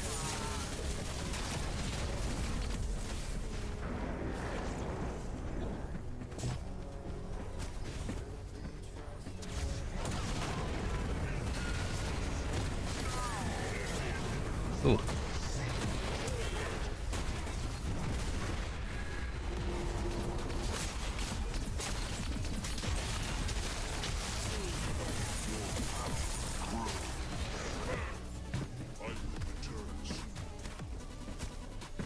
And so now we can kind of test with Life Binder now that we got fully built out. I do realize there's the AFK right there, so the game should come to the end pretty soon, but we might as well. It's the longest we're able to get a Mogish offlane game today, so I want to try to see if we can maximize our testing as much as we can with this tech. So, oh dang it, not able to test out the Life Binder how I like to right there, but I do like this build pass 100%. Just go straight for waist leggings, max the E first, and then you have yourself a pretty solid sustained early game Mogish. I might give this one more go, just so we can kind of get a more proper one, because the first game was kind of like, okay, we got camp a whole lot, kind of struggle, but we came back. Second one was like, okay, we actually got an easy laning phase, so we're able to just really kind of have an easy time just farming out like that. So, let's see. How much damage shield? Nothing too crazy, but we have the most healing done in the team, and that's without the Life Binder not being activated just yet. So yeah, so I'm just gonna give this a go one more time, and then we can move on to testing the other stuff 100%. I think I'm streaming on the shorter side today, Steve, so probably about another hour or two, then I'm gonna call this. It really depends on how the kind of like the games keep going today, right?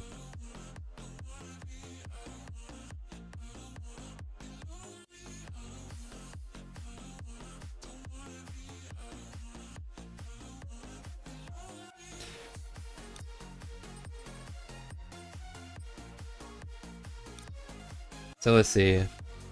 Yeah, we're gonna just give it this one more go. I'm thinking I want to do some testing with Greystone a little bit on this new patch, especially with the changes, and trying to figure out a better build pass. Maybe I want to consider giving Kiwa another go, just see if we can get a little bit better game out of that as well.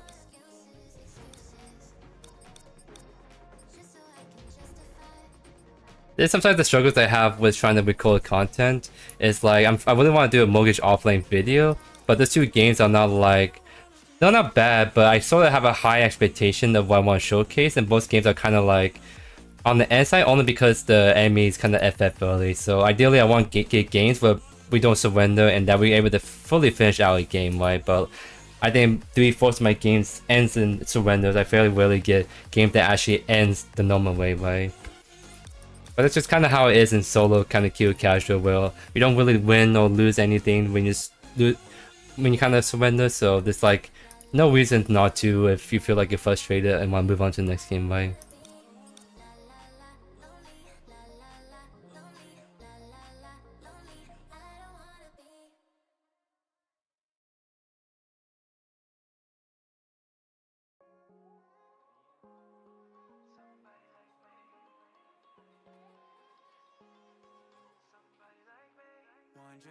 So what do you mean by a support item challenge? Are you saying like just build only support items in like an offlane mode?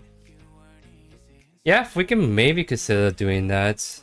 But I do want to try test my other stuff out first. But that's something I can always look into it more, because support item challenge means that I have to like go pick only support items that get categories as that, right? It doesn't say. In game, I think it tells you what kind of item it is, but it doesn't say if it's like a support item or like an ADC item. So I think support item would be like a Tane Scepter. Let's see. It'd probably be like the cheaper items like Flux Matrix. That's something I had to look into more about what support items I can actually use. Because I think a lot of the support items are like more magical based, so I probably have, if I want to do a support item challenge only, it has to be an offlaner that scales off magical power.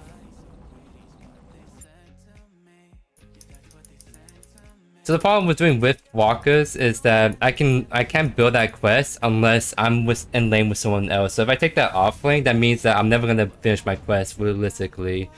So that means that I'm gonna have to like just go for a normal quest because I won't be able to build up a support quest on my own.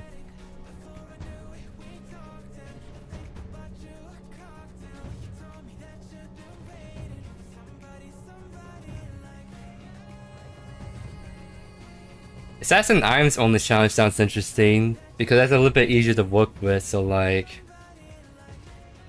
if I want to do Assassin only challenge but on like a Sevar, that could be kind of really funny for sure. Trying to think like Assassin Item only. Assassin only on steel, so you build steel with assassin items. That could be kind of spicy. But that's something I have to do more research and trying to figure out the build paths for that, 100%. Maybe go like Mind Razor, go Mutilator. I mean like, Mutilator is not technically an assassin item, but like, Fei Mao is an assassin, but he used Mutilator really well, so that's something I kind of consider. So I can kind of do, I can probably use the same build using Fei Mao, but put it on steel. I might just give that a shot. It's the only thing that's like, I don't get any physical scaling in my abilities though, is the problem. If only we have a physical tank, then that'd be no problem, but we don't have magical base tanks.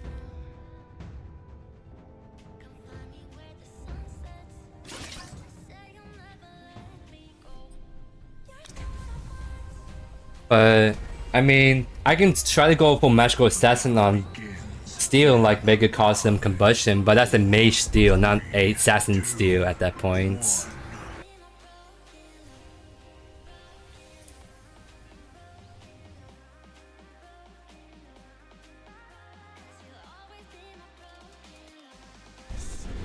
Hey, what's up, Mikkel? How you doing, my friend? Yeah, we're having a very good night. How about you?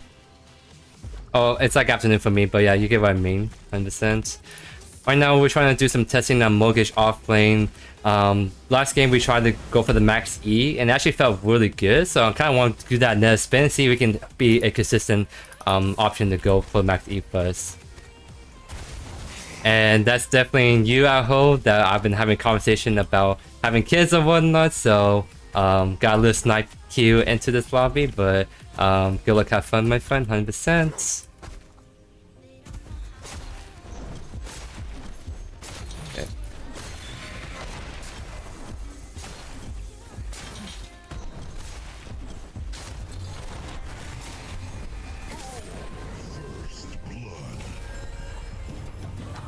Okay, I guess it's just one of those games today.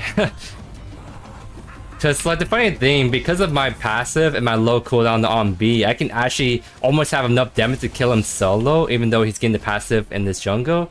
I just need the Rampage to be there just to secure the finishing blow right there. So, an early kill. This is probably the first time I have like an early kill deck. So like, this is the first time I have like 2 items going to the lane instead of just 1. So I kind of definitely have a little better upper edge if I do say so myself.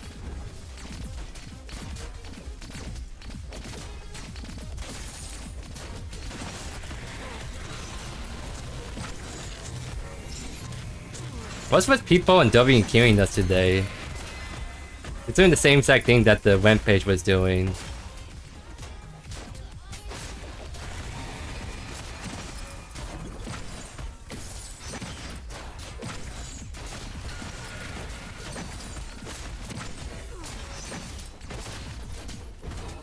Because of that, he actually put my wave into a pretty good spot. So now he's very shrunk, and I'm having a very nice old time just farming this out close to my tower, right?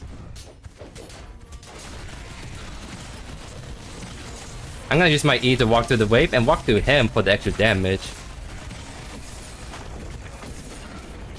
And that's another easy kill right there. Huh.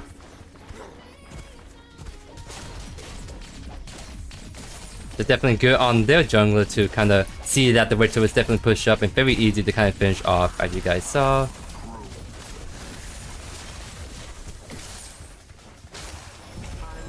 Guess I'll just taking that reset.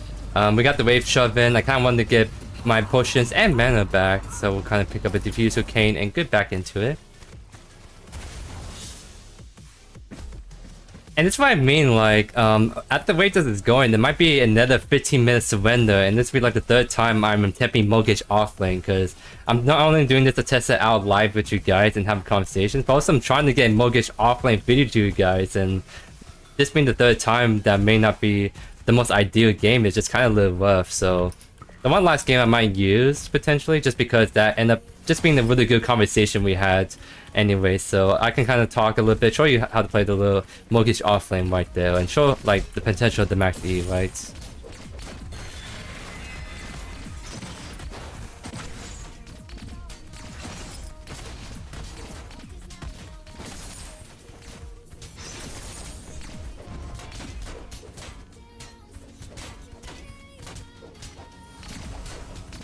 Luckily for us, we have the wave keep shoving into us, so that means that we're pretty safe from ganks and we can focus on just farming and poking pretty aggressively without being too caught out of position.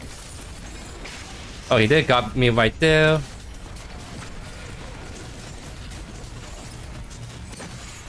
Use the E to kind of like get some health back, as you guys saw. So even though we haven't put any levels to E, that was kind of a sizable heal right there, all things considered.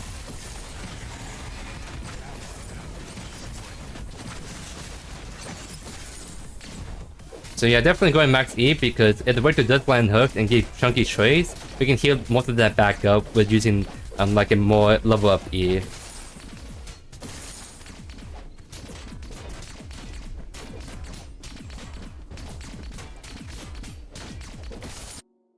Oh, I was just checking something real quick.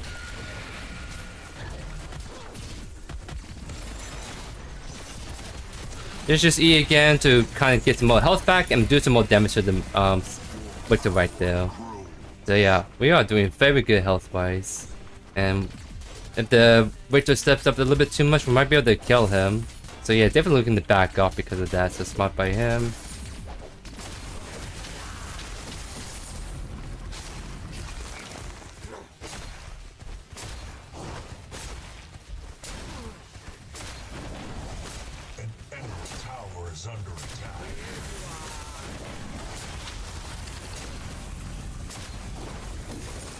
So actually, we're still very healthy, surprisingly, so I kind of don't want to back yet. I can kind of just keep farming it out. My Wimp counts game 1 down. That means that Rampage could try to gank us. So, try to be mindful of that. So I'm going to actually just look to shove this out and back off. His wave is kind of shoving pretty hard right now. See what I mean? Rampage is already looking for us.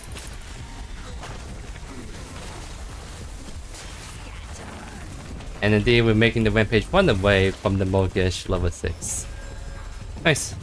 I was thinking maybe I can go fight him, but I don't have enough mana to do that. So I'm just gonna reset, get my mana back, pick up this, and I'm gonna have enough to get Waste Leggings on my next back. Enemy tower under attack.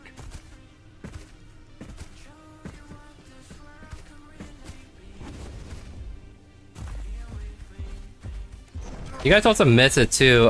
There was a really awesome dude by the name of Ideal that actually gifted like 10 memberships to everyone. So that was just a really generous guy right there. That was very, very generous of him to do that. That was a really hype moment. So I'm not sure if he's still around Ideal, but no, big shout out to you. Thank you so much for the support on the channel.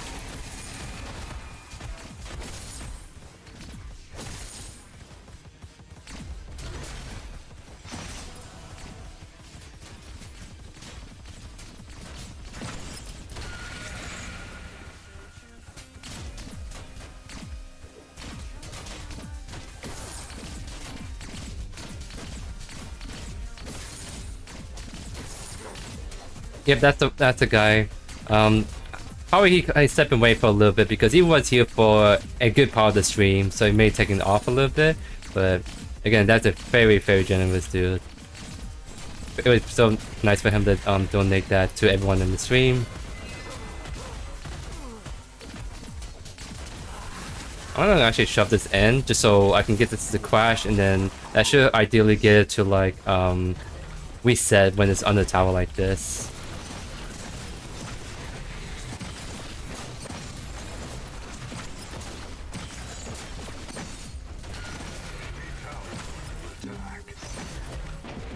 Yeah, see how we forced that shit shove in, so now the wave is gonna be coming much closer to us away from his tower. So we don't have to worry about him hooking us into tower anymore.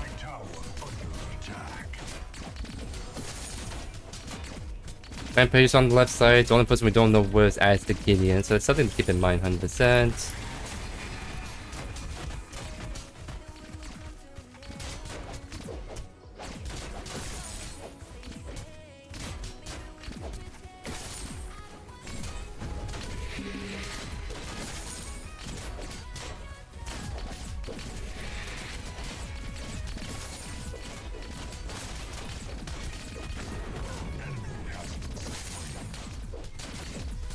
They're doing a pretty good job in terms of like, I'm not necessarily kill the Victor, but I am denying him a lot of CS because I'm like almost triple CS right now, which is very, very good because that means that I'll be much stronger than him in the all-in 1v1.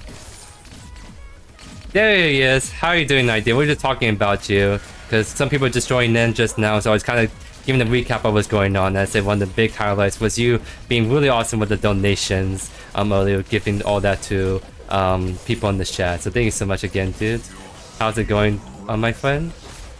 What are you up to right now? Like, what time is it right now? Where you're at? Is it like evening time, or it's kind of like more like morning?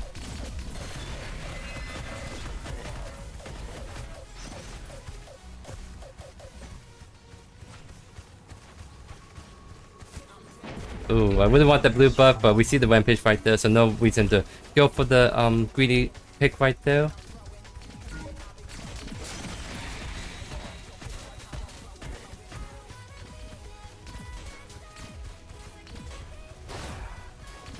Going Bonesaw Victor, by the way. I just noticed the IMC's picking up.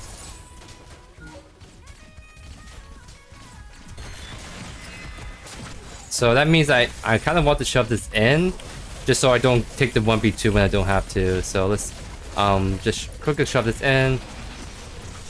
It's Gain actually coming over. Interesting.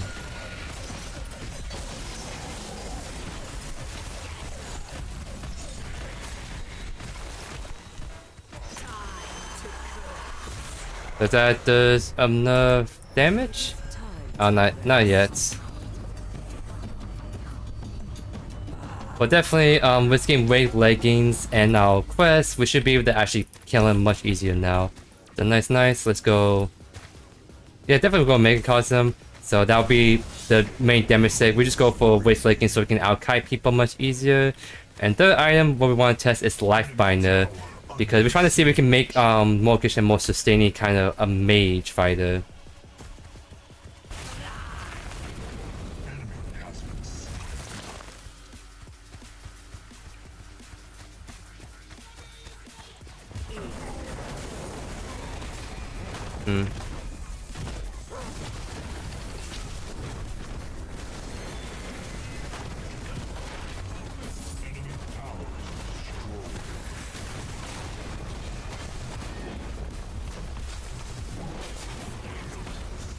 I don't have link for that, but that was a very nice bait by the team. We'd love to see it, guys.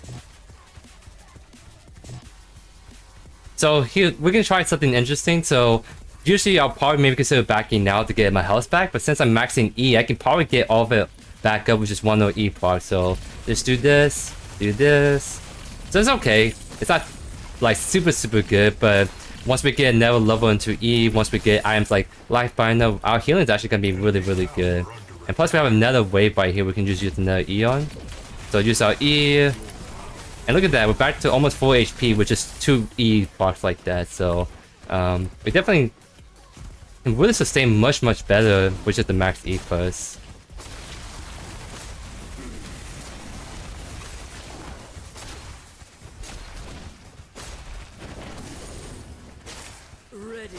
Yep, that's the Bonesaw Victor. That's kind of a little spicy, but that means that his abilities won't hurt as much. It'll just be his autos that's more like hurting us.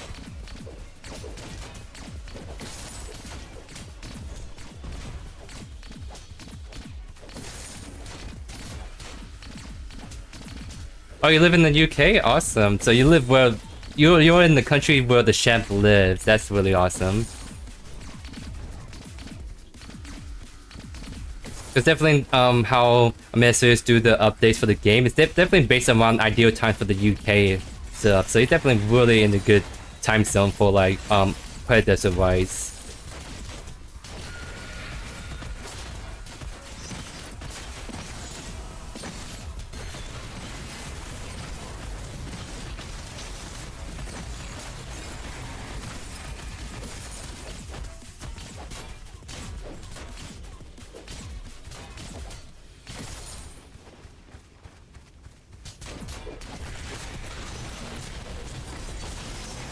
Am I getting ganked right now is the question.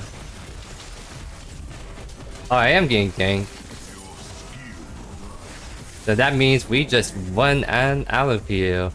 And I used my quest right there because I want to see how much healing I can get, and I'm back to full HP again despite getting all that damage brought on. So now we're just kind of chilling, guys.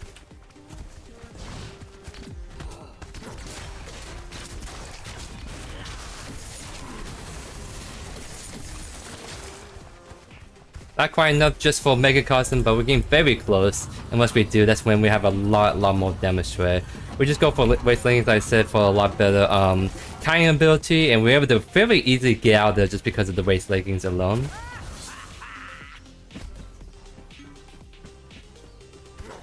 Wow, we got people from the UK, we got people from Sweden, we got people from all over the place. That's really awesome to hear. I definitely get a really wide audience. Like I think I got some people watching from Germany. I got some people watching from Italy. Just people are coming and tuning in for the show all across the globe. So it's really cool to see.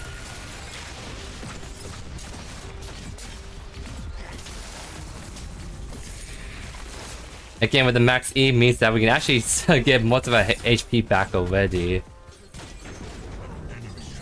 And I do know there's a still Rampage right there, so he's definitely trying to bait it out. And the cool thing about going max E is technically it reduces the cooldown a lot, so we can use our E a lot more aggressively instead of just using it only for escaping purposes, right?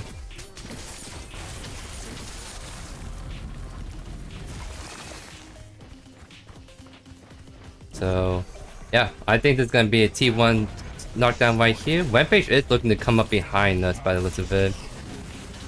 But we have the Countess and Rampage Ori on the lookout. I'm just gonna be grinding greedy for my wave. But okay, they're actually fighting, so I should go help this.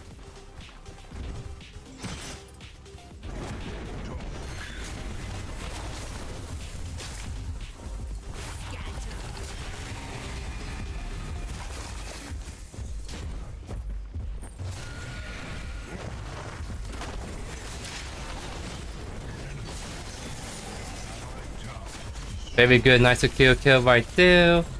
I have like no mana, it's a big problem, but well, that was the early FF again. Very unfortunate. I kind of leave it up to you guys, ideally. Is there something you want me to play right now, or are you kind of cool with me just keep doing Mortgage offlane? Because I want to give you, I really want to do more proper testing in Mortgage offlane, but I do realize that's the third game I played today on the stream. I'm totally cool with playing someone else right now if you guys want to see more variety on the stream.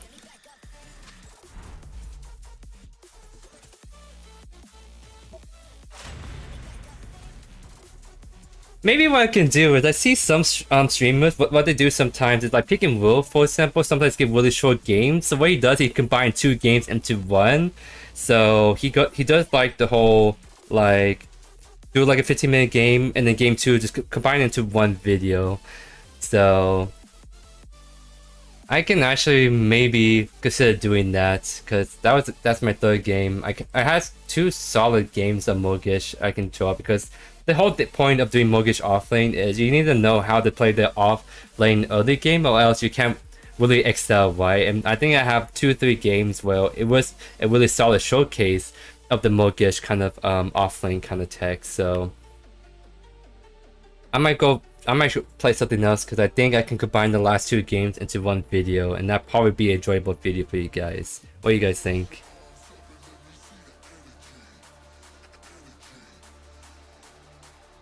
But yeah, GG's at home. That Victor was trying to cook something though, right? Just I don't know. I don't know if he can do that against the Mortgage because I can easily out-kite him and he just won't be able to use Bone Star at all on me.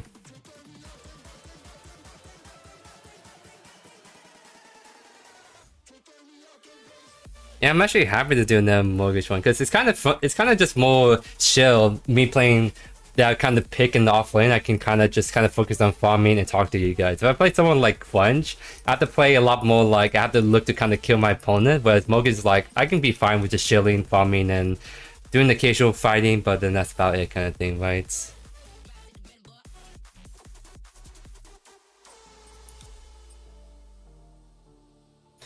Yeah, Dave, they did said that whoever won the screenshot contest will be featured on the loading screen, so they use shifts 1 with the jungle, which is really cool right there. 100%.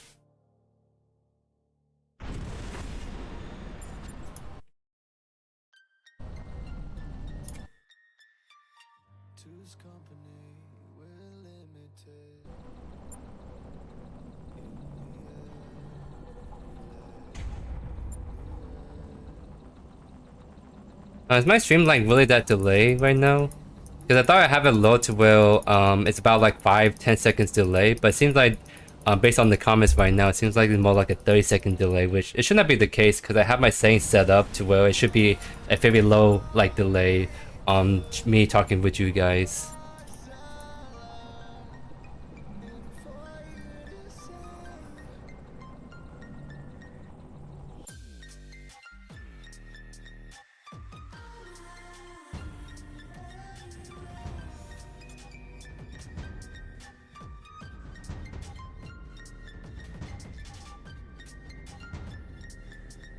Let's see.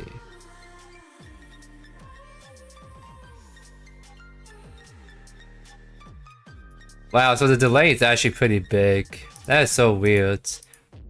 I don't know if it's a way for me to reset the stream.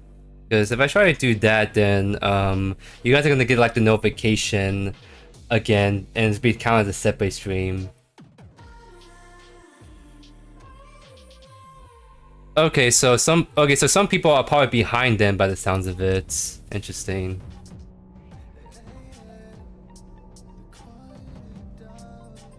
Not gonna lie, I'm sorry if you guys want to see something else, but I'm kind of really feeling the Mortgage tech right now.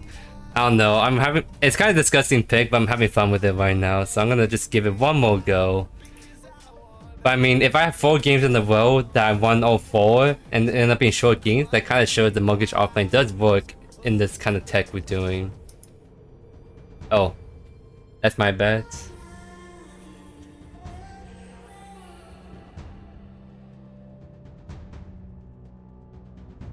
Because he's trying to play the event right, so trying to do the Greystone will kind of help count tells that right. So a little bit my bad and see that, but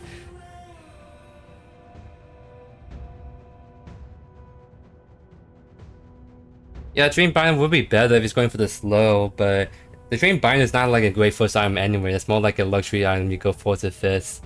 You should want to go like the Fire Blossom or those people. Just go. Oh, there's a lot better items you can go first. So Victor was trying to do something, it didn't end up working as good, right?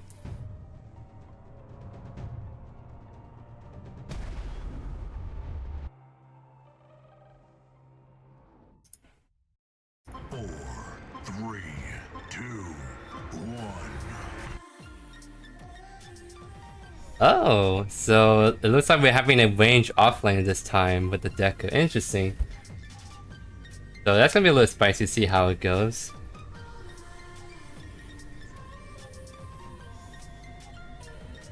So as much as I love going max E first, we can't really go max E first in this matchup against the ranged Decker.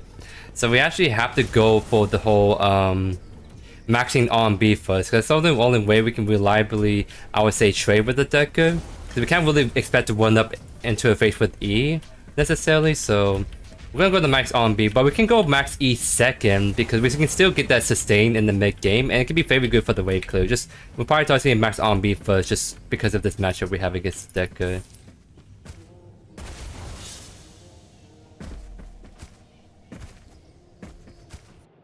Yeah, we definitely the event is a little bit hard because there's no in-game tracker, so the only way you can realistically keep track of where you're at is to have an Excel file you open up and be like, okay, I won the game, that's the one, and then a tally mark right there, right? But not everyone's gonna do that, so, including me, I don't know how many wins I have with Greystone, so I have no idea where I'm at with the event, which kind of sucks because it's 20 wins, that's a lot of wins you have to get, and you just being off by one means you can completely miss the rewards.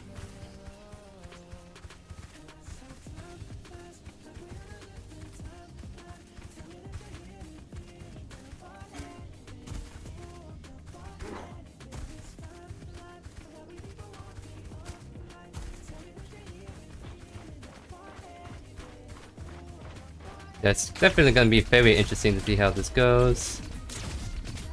I actually want her to shove into me because we're starting against the red side. So I need to like get this wave shoved close to my twin so I'm kinda safe from the ganks.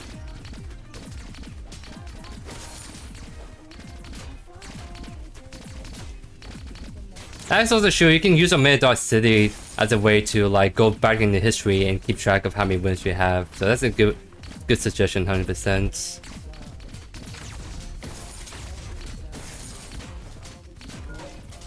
And we see, and like I said, that's just kind of expecting an early kind of Chimera gank. So he's actually not going for the invade, he's going towards this river, so that means that we don't have to worry about him coming up behind us anytime soon. But since he's still on the side, I don't want to push this out, so it's slowly coming towards me. But it's still stuck right here, which is not as ideal as I like. Just kind of outspacing my mark range, so not able to mark her just yet.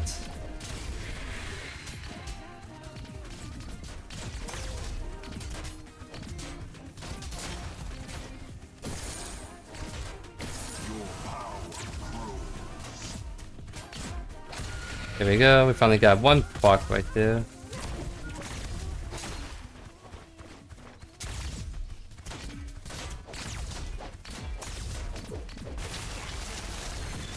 I did that so I can do damage to the wave, but also trying to get a little sustain back, but I ended up taking a little bit too much damage because of that. So actually, don't want the E first, I'll probably want the E on my way out of the wave.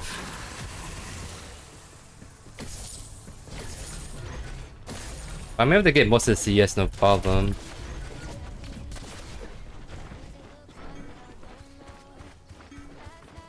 Not sure where the deck is at.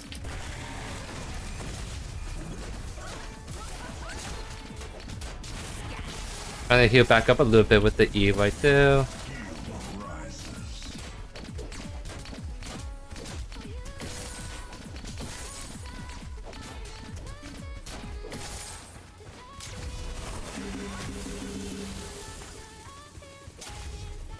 Monkey is still over there, so I'm actually still kind of chilling.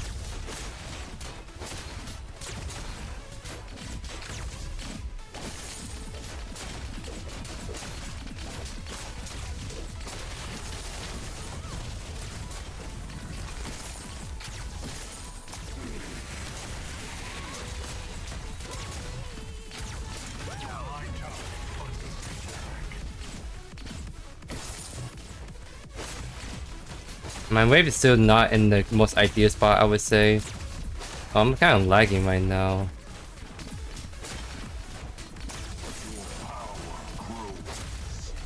So let's kind of get the shove in. Yep, and that should crush in. Now we can look to get a ward on the 5 camp. So it's coming back up, so he's actually going to be on this red side pretty soon. That's good info for us to know.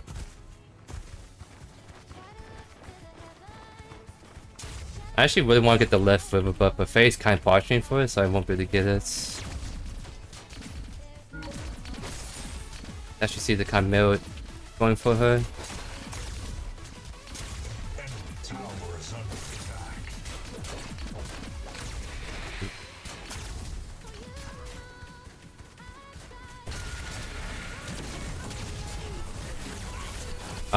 Not able to get my E on that. That's kind of unfortunate. I'll just take a reset right here. It's gonna shove in towards me anyways. I just don't want to like be on the kill threat by the Decker, so I'll lose some minions, but it's still push into me.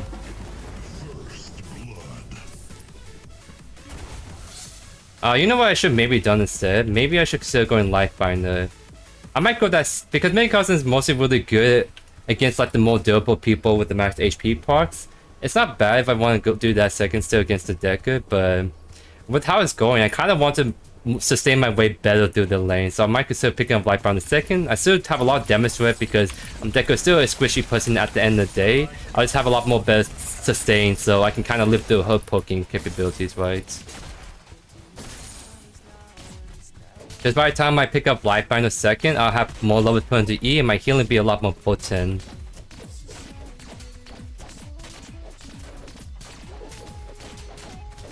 Allied tower under attack. Your skills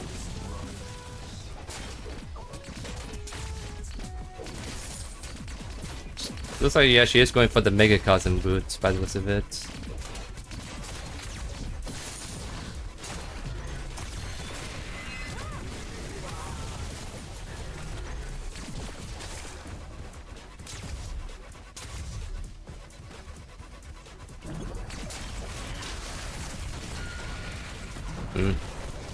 I just blink down immediately because I think Deckers has a stun, so I can't really take that straight, unfortunately. That's really unfortunate. I was using my E to heal, but Kame just happened to be right there in the instant, so that's kind of bad. I'm not having this advantage anymore, and I have to stand all the way back because Decker can stun me, lock me down, and Kame will have a very easy time to follow up. But he's actually back over mid, so we're actually kind of chilling.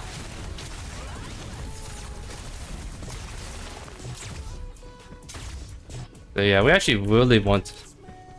I wonder if it's viable I actually not get Waste Leggings first. It kind of sucks that I'm staying on the Scepter, but I might just go pick up double like Lifesteal Books on this next pack, so I can sustain my way a little bit better.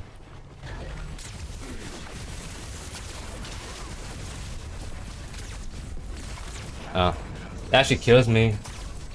Yeah, I really need to get sustained, because she just outranges me so hard. So I just can't really reliably hook her where she has so much CC like that. So it kind of sucks how I'm building my stuff out, but I have to build into Blood Tome first. Get that early sustain going so I can realistically sustain a little bit better. Might even have to like go max E first because she's not letting me mark her at all right now. So I'm not getting much value on my mark. I need to go like max E first at this point.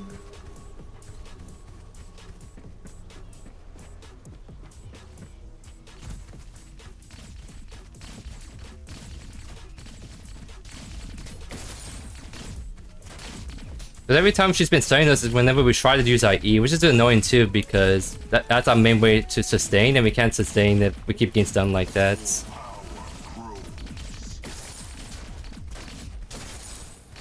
Okay, so she doesn't have it just yet still.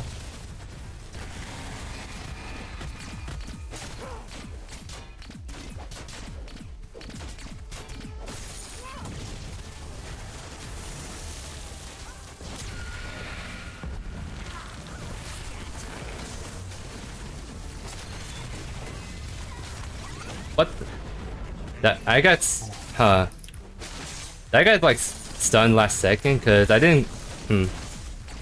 Still got the kill at the end of the day, so that's big either way. So very nice success by the Fae. We love to see it.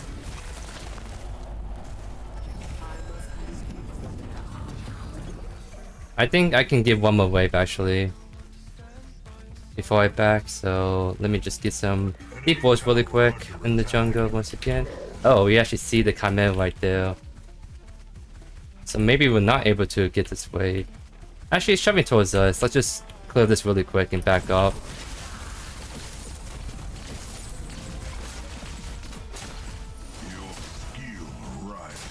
I can't stay for the cannon, unfortunately. Because Deku has all that CC to lock me down, and Chimera all it needs to do is just walk towards me.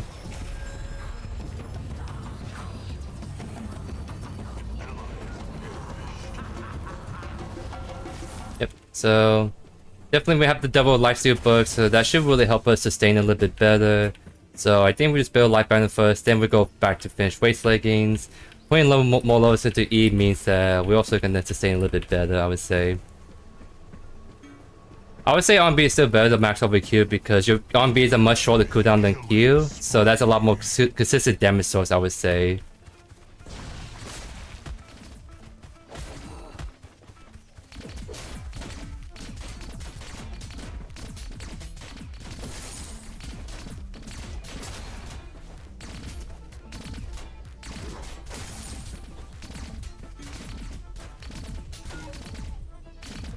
Okay, so she did actually take the early back to get the Mega Cosm right there.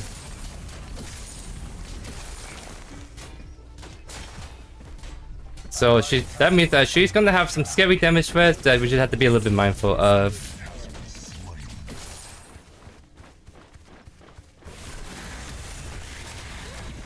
Wow. Okay then.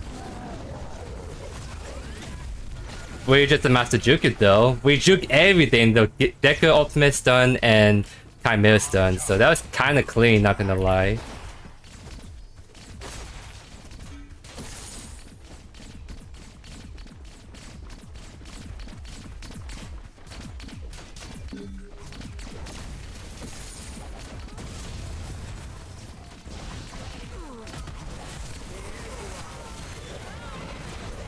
And a very clean, I just need to mark him and then ult. There we go. Very clean help by the team. We love to see it, guys. Let's go. Your power grows. An allied tower is destroyed.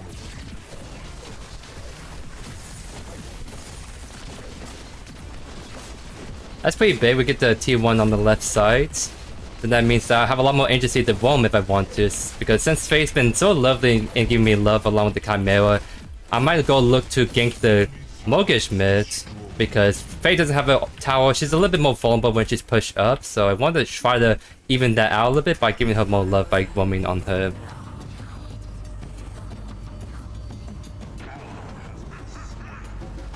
Nice, so let's grab this. I'm actually gonna go to mid, because a lot of fights happening that might actually go for the Feint twos maybe? So I kinda have to hover just in case. I don't think we can fight unfortunately. So I might go push with my Chimera instead on the mid tower.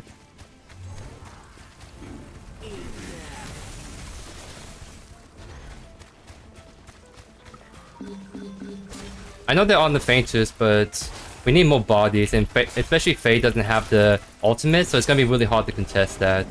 Yep, as you guys saw, so... Even if both me, Faye, and Chimera are there, it's like still really tricky, I feel, so we just can't really do that as easily. And I lost a little bit of wave and the tower health because of that. That's A-okay.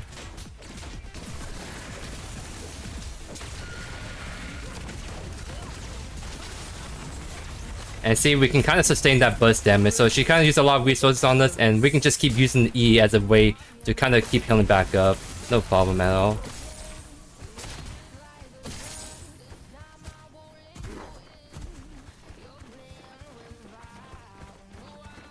And she's getting very up on mana, so we can actually... Oh, that didn't went off for some reason. There we go. Again, we just use E on the wave. And that's not without max E just yet. Once we do get max E, that's going to become a lot more impactful, I'd say.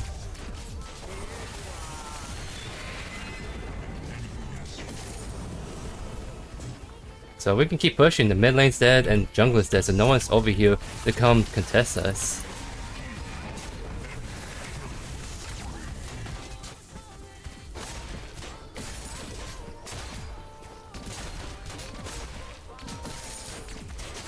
We have a big wave shoving in.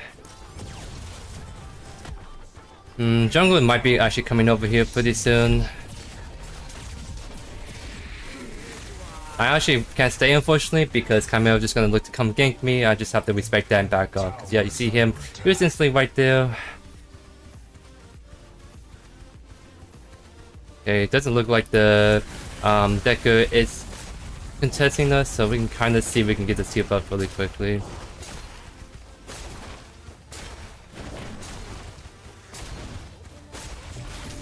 There we go. Enemy tower destroyed. So yeah, we're holding our own against this deck much better now that we adapt our game plan against her. So yeah, we're kind of really chilling. I'm gonna pick up another book just because I know for a fact I'm gonna be able to cause some thirds. So I'll just pick up extra book so I can make good use of my gold right there. So she's doing like Oathkeeper by the looks of it. So trying to go for the really busty build. Enemy tower under attack.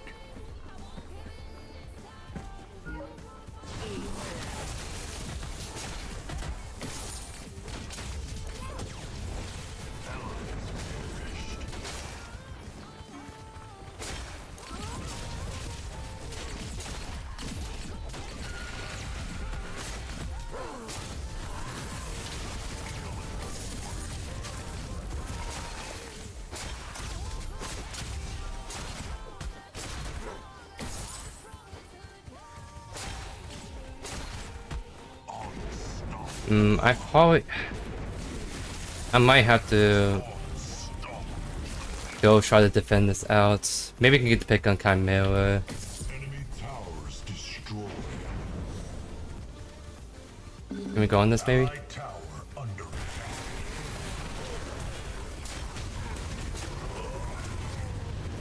attack. Good all, but Chimera obviously blinked out, so I'm not gonna get the pick, but we got the blink outs at the very least. Unfortunately, because of the Chimera pushing like that, I'm gonna lose my tower pretty soon.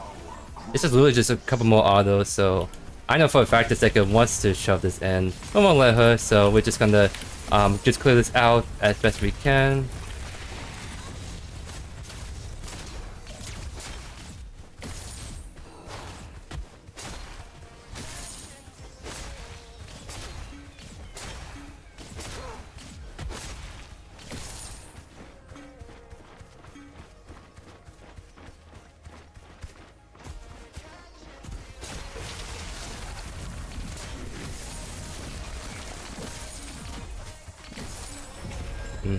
I'm actually a little short on waste leggings because I did pick up the extra book. But I'll still take the battery to get my health back online. Just kind of build to that since we're all kind of committed to that. We're gonna have more than enough gold to get the waste leggings on the next back.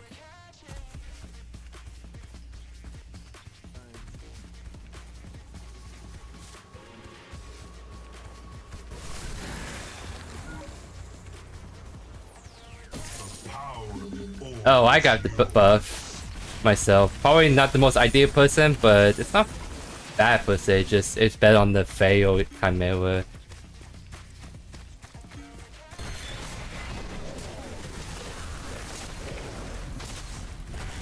Allied towers destroyed. That's like because I think the Chimera did cleanse out of that by the looks of it, but we didn't get out of the fight, so now we just go focus on the Faintus, I feel. Or maybe just go to right actually.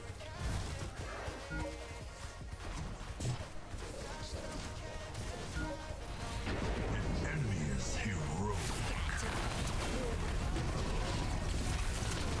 Nice. That's huge. Oh, looks like the face game kind of solo back there. I maybe should have just rotated to that first.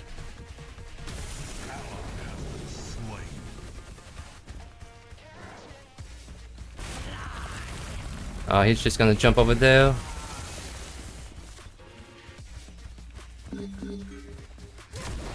I think we just go for Faintus, yeah.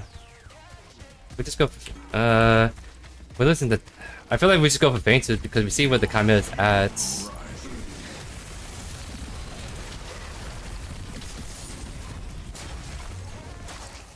What the... Wait, can we cut the Chimera off maybe? Oh, I'll definitely take this steel buff.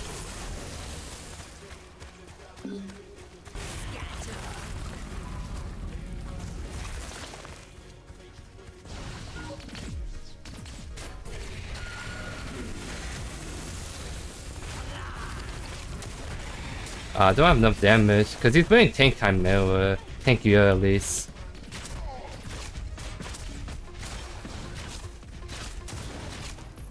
Yeah, definitely want to go do that, so I'm just gonna look to... Oh wow.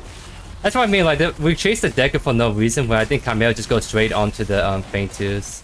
It's a little unfortunate, but it is what it is. Just make do what we have.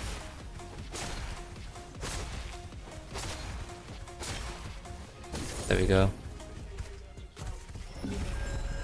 Nice, we have enough for waste leggings. Definitely, we need the Mega Cosm 100%, but because of how the laning phase been going, we have to like go with the Life Binder so we can sustain through the Decker burst damage. So now we're seeing very good spots. We got the lights the same, we got the movement speed, we just need the damage on the Life Binder, Mega Cosm I mean.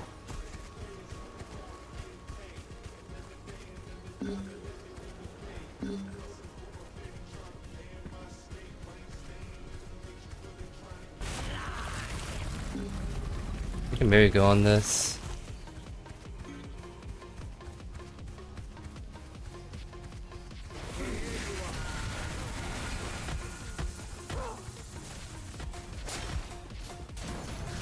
Punch.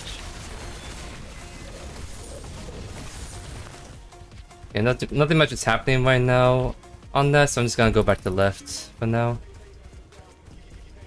See, the Decker is also going down, and Chimera is also doing his west side clear, so that's something to keep in mind.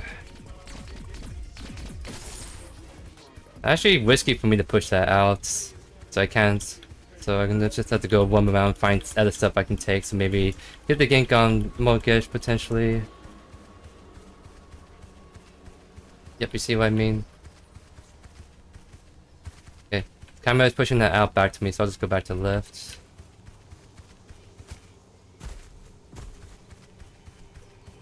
Hey, GG's Danny. Who were you when I played against you today? Oh my god. Okay then.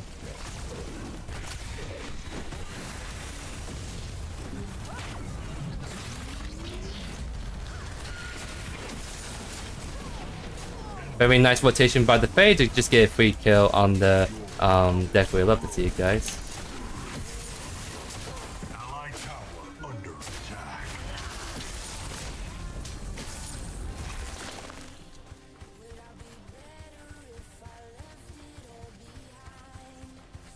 I think I should need to rotate that.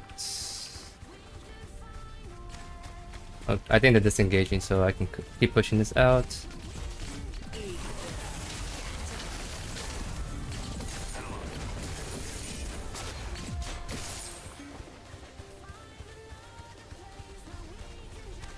So Faye's rotating, so I'm actually gonna go cover the mid for her then.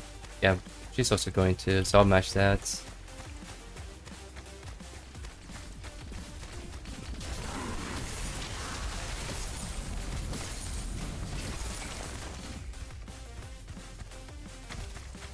Are they done or... I might still hover because they're chasing pretty hard, I would say. Very nice stuff.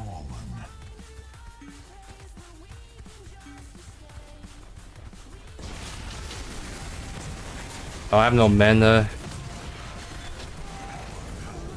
I gotta enter a lit right there. Because I didn't realize I have like no mana to do anything, but I thought I saw an angle. At least I go 1-for-1 with the Revenant, because Revenant's like 9-3, so getting that kill on him is decent, I guess, but I should have paid a little bit of attention to my mana bar.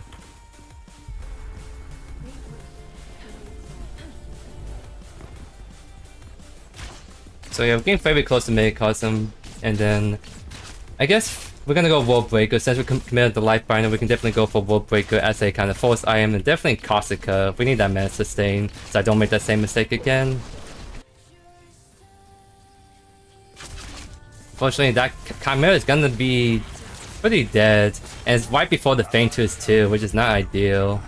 Because that's the third Fainters, we don't want to give up, and if we have the dead jungler, then that means they can easily do it.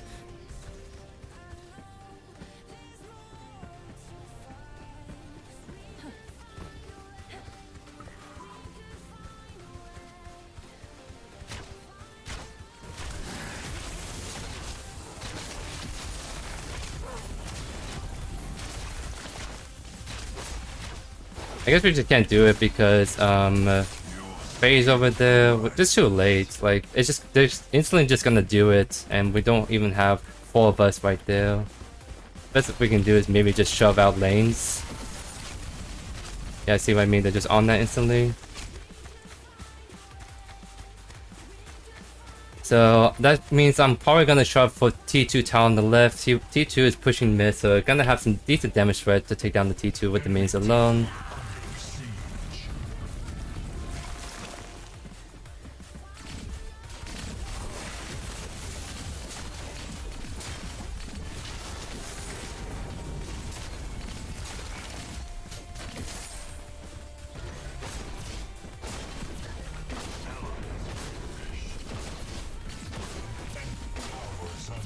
See how they're all kind of there miss, so I can't make the push inhibitor, but at least I can knock down this T2 tower right here.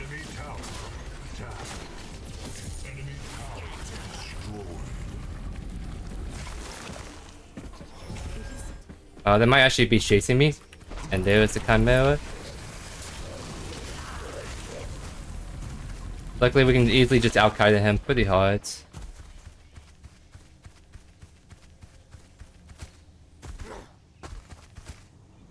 See you later, dude. Thank you again so much for all the generous donations. You have a good rest of the day, my friend.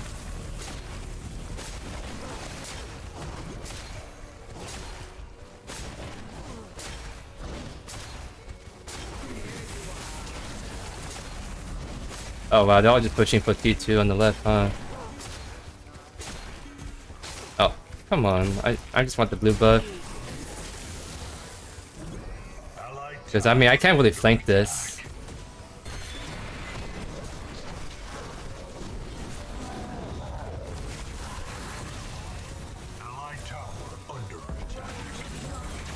That's the blink right there. Let's just go defend mid.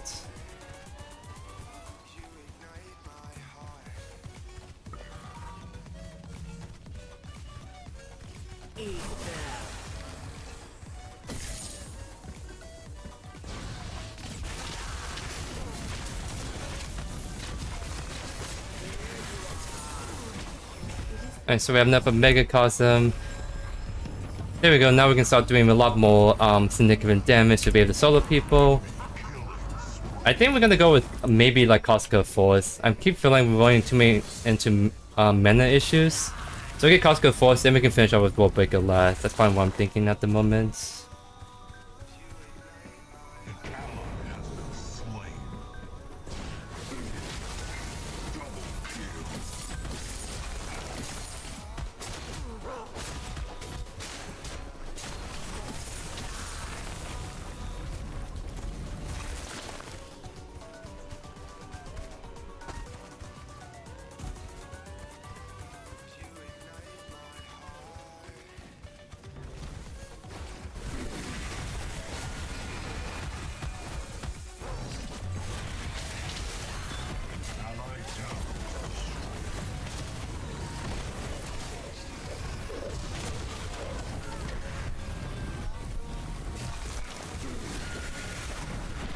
I'm not gonna be able to escape that, unfortunately. Thought I can maybe get the angle, but that just Belica was there, so she kind of made it really hard too.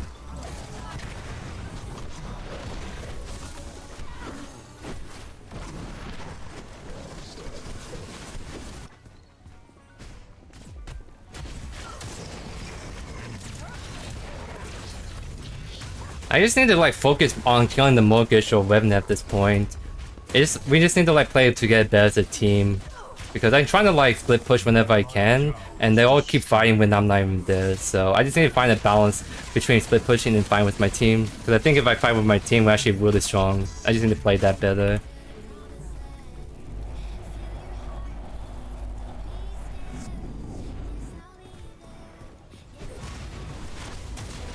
Getting that farm is actually going to be really huge. Probably time to do it with the jungler deads.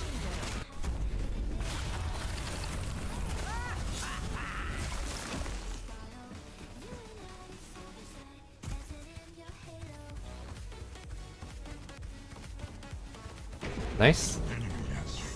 Oh, they get the double pick and we still get the prime by the looks of it. We love to see it.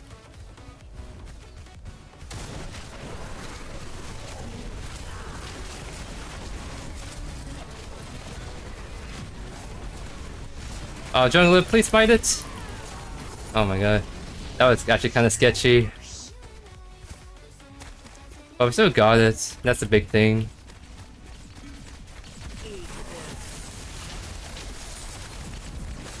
Definitely want, if we want to push, we need to get the Fade to come over to us. Right now she's not. I need to go fix the mid wave. Steel, don't fight please. Just get out, get out. There's no reason to fight. I'm not even here. That is like the worst time to fight. Now we can fight that if she's there.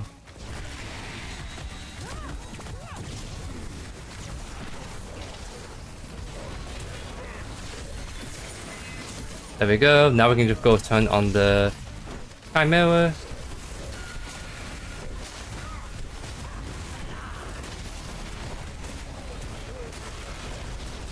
Wait, can we still go on this? Really depends on how they want to do it. But I don't expect for the oh, I need to be careful actually. Okay, we have Prime buff, so we can kind of heal all that back up.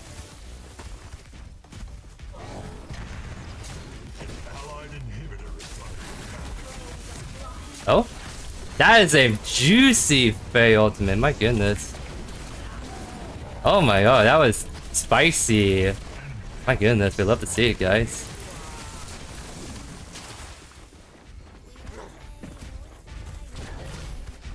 Enemy towers destroyed.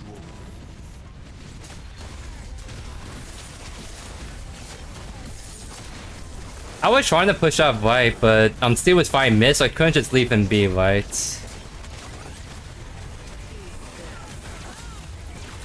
That's the Deca Blink. Oh, this time is actually not that long still.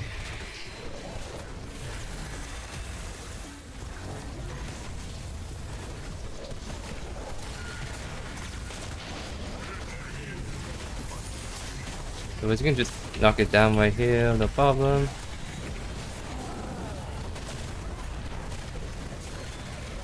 Oh, they actually put him down, no problem. There we go. We're just really snowballing super hard right now. That's like the power of just having Prime and just actually playing good for once.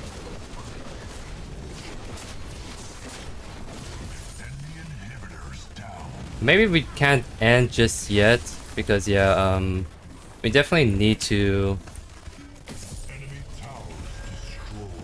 Because they have the wave clear and damage. We just need to kind of take a reset and go good buff for that. So actually, I'm not too concerned about mana sustain anymore. I kind of want to go World Breaker for a bit more durability and just kind of get some scaling with the HP right there. So should be a lot more durable to face tank a lot of stuff more efficiently.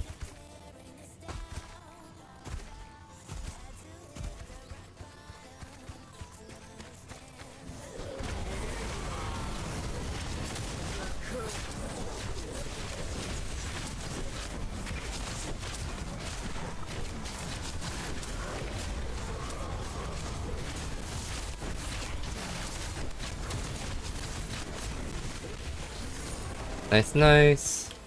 So now we got Primer. We are staying in very good spot. Just don't have to Prime anymore, so I have to be careful in terms of being blown apart. So definitely don't want to face tank CC. So everyone's resetting. I'm just gonna might as well go grab myself a blue buff. Kind of wait for the team to group up before I push out.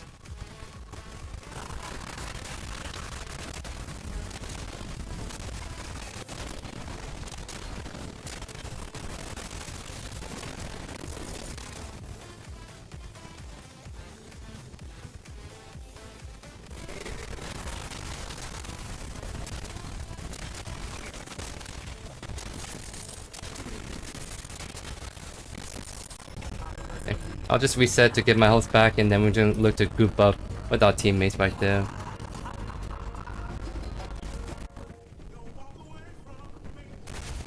Oh, there are audio issues. I do apologize. I think it's just really optimization issue, because ever since a certain update, I feel like the optimization for the game just kind of plummeted, including for streaming too. So I got Intel Core i9, so it's like you can't get better than that, and so it's not the CPU issue at that point. I feel like it's really just like a game issue, optimization. So I apologize for that.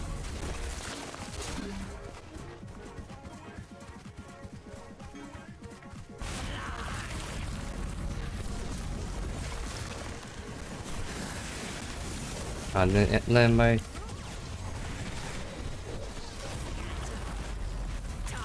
does that do enough damage is the question. It does. Huge. So even though late game damage got kind of toned down, as you guys saw with Primal and full build, we still kind of one-shot people with the kind of ultimate finishing off.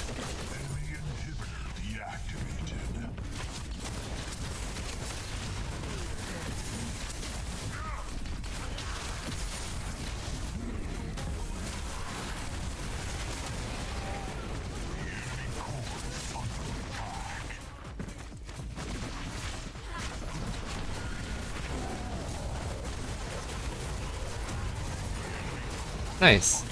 That's definitely a really good tournament right there because our team actually wanted to give up at one point.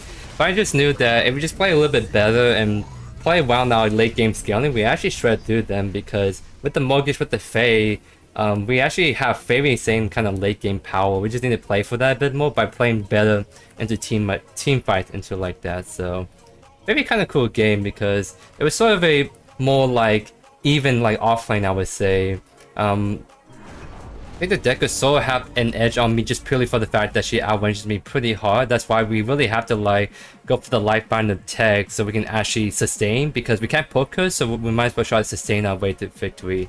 So as soon as we got that, we were able to actually sustain through the deck of poke. We're not under like kill threat anymore, so we're able to just kind of focus on farming, not necessarily killing the decker, and obviously by really good rotations by the team, we're able to get some good punishments and able to kind of get through that laning phase right there.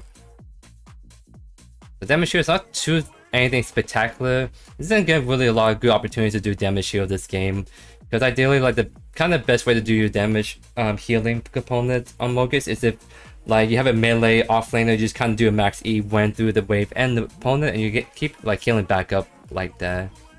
But yeah, I really like this kind of tech of going max E first, and we definitely were able to adapt in that matchup. So yeah, definitely GG's Bookworm. That was definitely a very solid offlane match right there. So yeah, I think what I'm gonna do is I'm definitely gonna combine two games because I want to do this video, but I kind of want to showcase exactly how effective maxing E first is on Mortgage against the more normal offlane opponents with like against the Greystone, the Crunch, the Grugs, like all those kind of people because with the changes to the E, you're able to like have a lot better like sustain, I would say, and we were able to get a lot of really good sustain off E from just 2 games as soon as we start doing that. So I think I want to combine the 2 games and just put that on YouTube. That's kind of a very good showcase of Mortgage offlane.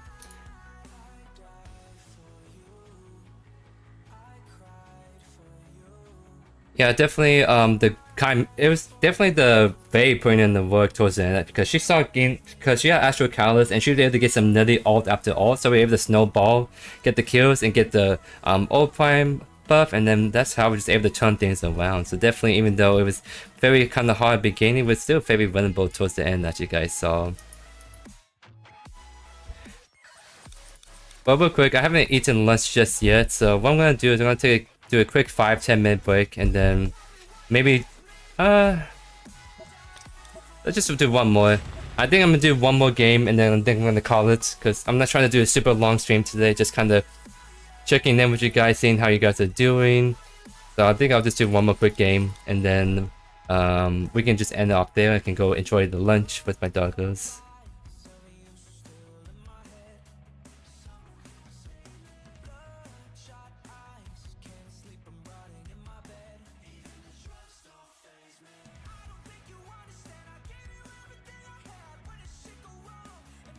See.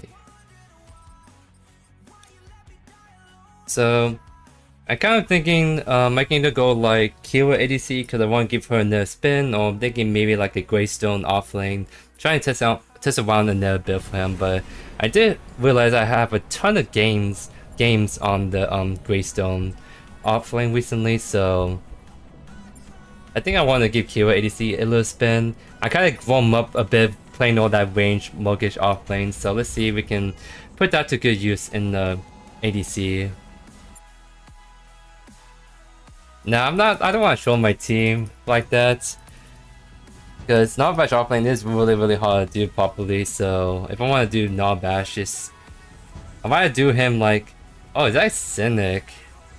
That's actually Cynic. What the heck? He's invading us NA side.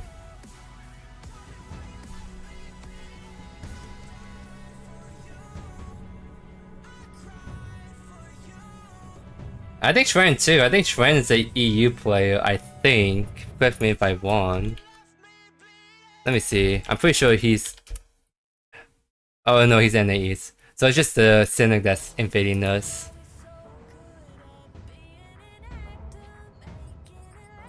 Okay. So before we start, I'm gonna be just right back.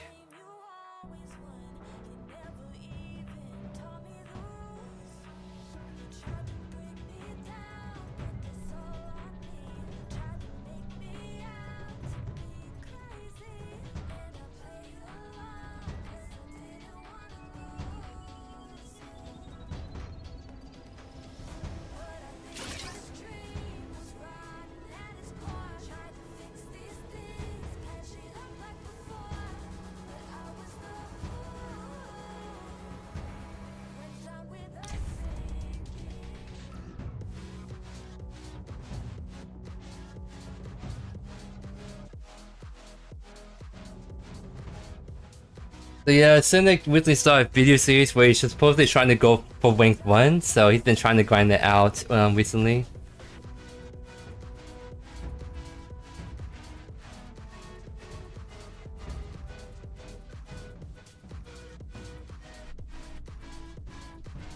Everyone and their mom is just playing Kira only nowadays, huh?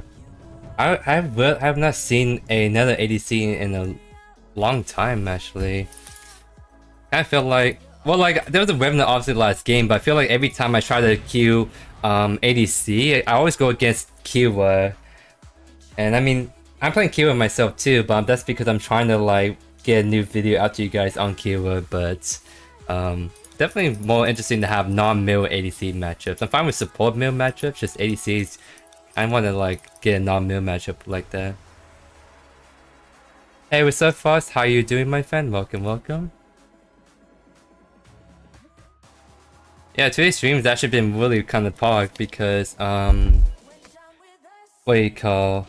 There was a guy that donated a bunch of memberships to everyone in the chats, and it ended up being like just a really awesome kind of moment in the stream. A generous like donor, so ideally it was definitely a truly giga chat right there. So you want to see the counter skin? Here you go, the new green counter skin, if I do say so myself.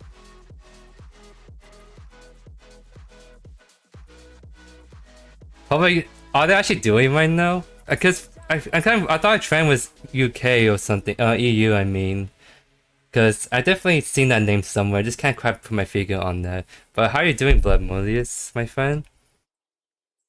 Today's been just kind of a really kind of cool day, really generous people in the chat, so it's just been a really kind of fun stream today.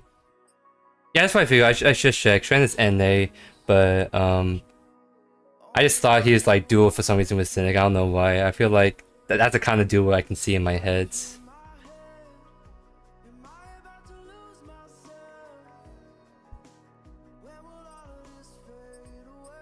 As you saw, see, I already got my counter green skin, so I definitely very enjoyed this very much. 100%. I think I have like a sudden taste in skins because I still have plenty of platinum, right? I'm not really spending my platinum that much, but counter skins, I got all of them. Shinvi, I got her skin, and then like FaZe, I got her skin. So I guess I have a certain taste in skins right now at the current moment, and that is just getting very nice looking skins, I guess I can say. But I mean, I got the Greystone skin, I just have to do that as an off lane, but my priority is where it should be, I guess you can say. Because I don't think I have any other skins really besides like the early access skins I got from the Founders Pack. Because yeah, I don't have the Chimera skin. Yeah, pretty much all my skins are just on phase, Shinbi, and Countess right now.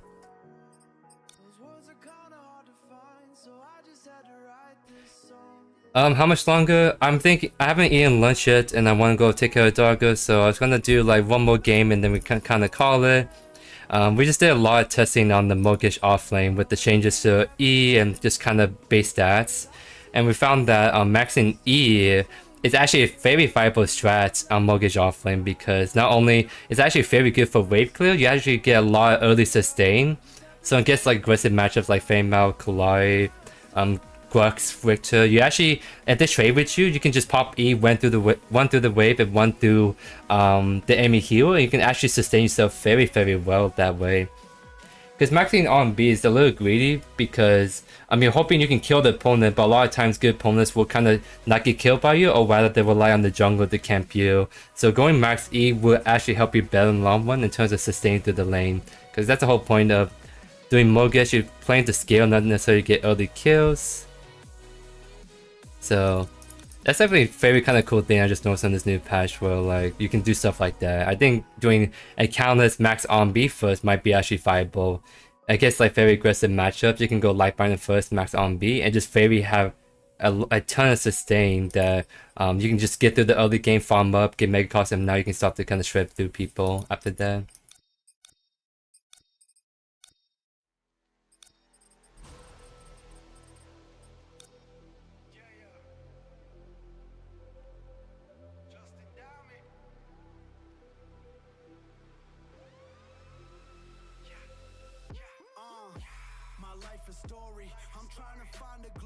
A little longer time right now. We've been actually getting pretty quick queue times back to back, but I think it's because we just keep queuing into the same people, so we're just able to just kind of get in game after game, but it seems like some people left the queue, so this one ended up being a little bit longer this time around.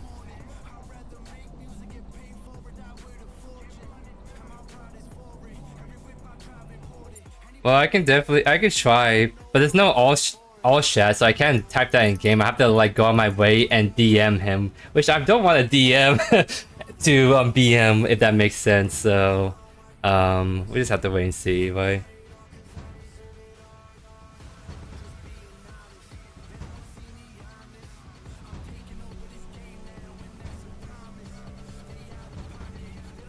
Oh, I'm not feeling jungle this game, if I'm being honest. I really hope I get this 50-50.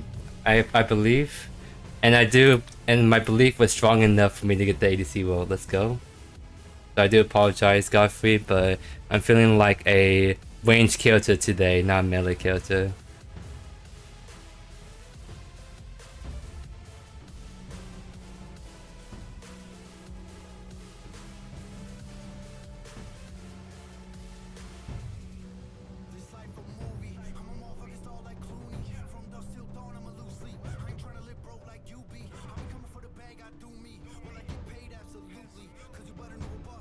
Again, the Kira, like, every time I try to do a Kira, I get the middle matchup, so a little unlucky, but we just kind of make do what we have, right?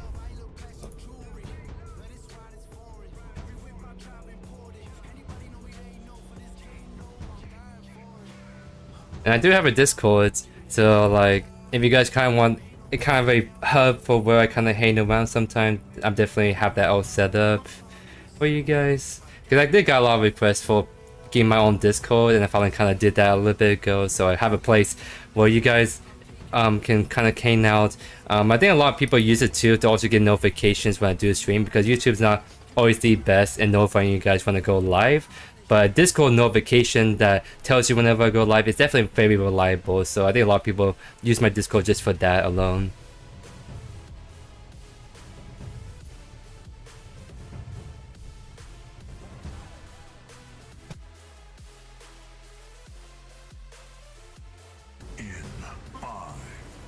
So this is interesting. So middle matchup with the ADC, but we have a Phase versus a Mirio, so this is actually gonna be quite interesting. I think technically they have more kill threat combined, but with the thing with Phase, I think we can sustain our way through that once she scales up with her healing and all that good stuff. because Amelia is gonna be trying to poke us a lot. FaZe can poke back, but Amelia is definitely way better at poking. So it's just really interesting. This is like a non-CC heavy lane, so it's gonna be coming down to who can trade better and whatnot. And I think they can trade better than us, but we have that safety net with the FaZe pool and healing component. So I think this is definitely a Terminus first angle, because as long as we can stay healthy, we can actually sustain our way through this lane. So definitely want to go for the whole Terminus first. Depending on what the other Kira builds, we can then consider building like 10 around second. I'm not too sure what's the most optimal way to build Kira ADC. I see a lot of different builds floating around, right? But I think the way you build Kira, I think just kind of varies from game to game, I feel. Minions are spawned. A good Faye build, I have one coming out on Sunday that you can check out, but it really depends on your playstyle. If you're kind of aggressive kind of character, then you go max E first and then combustion, waste like mega custom. If you're more passive farming Faye, then you go mega custom, waste lakelings, and then like Astral Catalyst third. If that helps you out, my friend. I don't want to shove this in just because starting against the red side jungler. So let's actually get Void right there.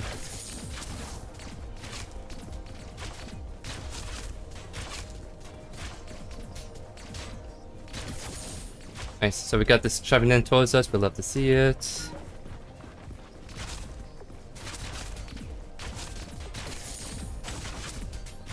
They're gonna hit 2 before us, but that's fine because at least we're a bit safer where we're at in lane.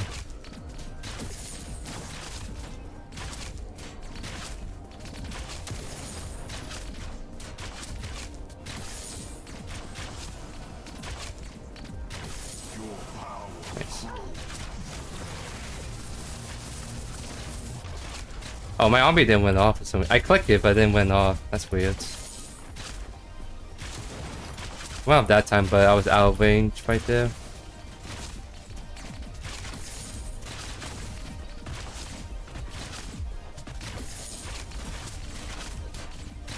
Oh, did that too early.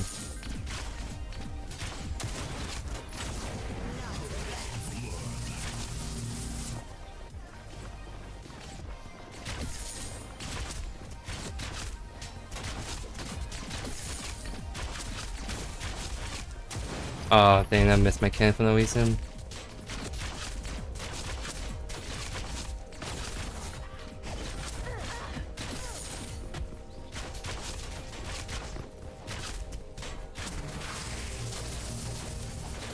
Your skill rises.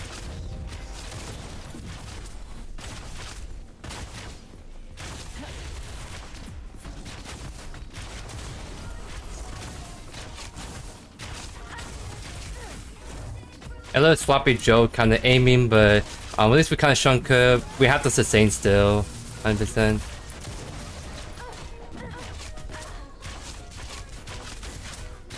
I need to do better on my CS though. An enemy tower is under attack. Because the only healing or shielding they get is with the million shields. We have to constantly healing no matter what, so them being shrunk and we can always sustain our way back through is a good thing, right?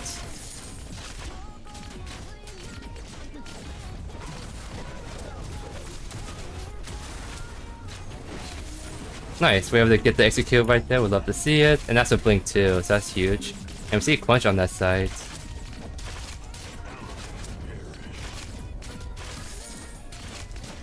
Okay, yeah, I should actually finish this first.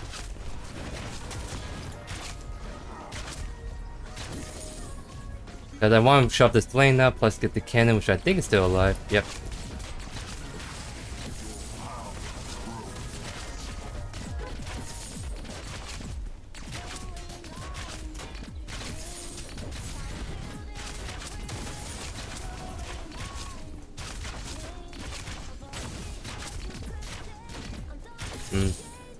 I guess we don't have to necessarily back just yet, because we're still very kind of healthy and we have blink, so I mean, probably won't be looking to get another kill just yet. We're just looking to kind of just keep farming up. Because wave is not crash. Might as well just keep farming, make sure we don't really lose too many minions every reset early.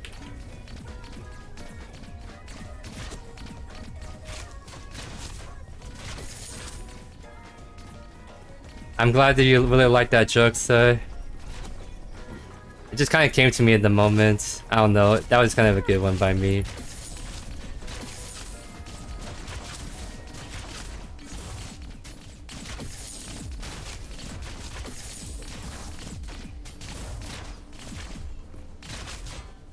How was new patch feel? There wasn't anything like too dramatic. Oh my god, please let me get my autos. There we go. Let's go. She definitely had blink. She thought she can maybe like breathe and hold on to it, but obviously we're just able to get it right there. It's actually shoving. That's actually right. Because if the wave is shoving towards us, then we just back. If it's not shoving towards us, then we have to like force it in. This is a really good time to back, so we can go catch this wave and make sure we don't get ganked early by the quench. It's a good call by her.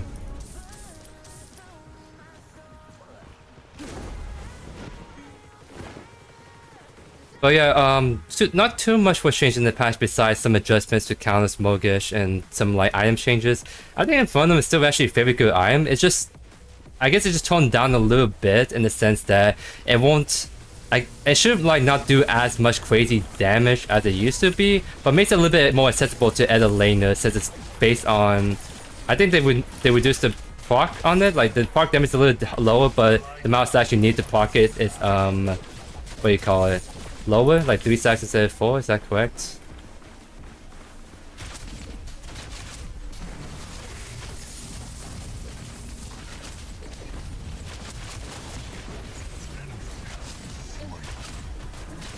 I shouldn't be like dashing through the wave like that. Because I actually took more damage from the wave than anything else.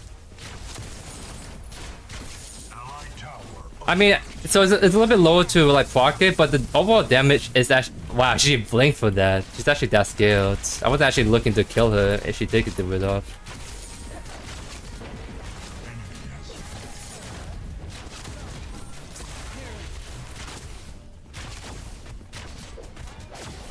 There we go.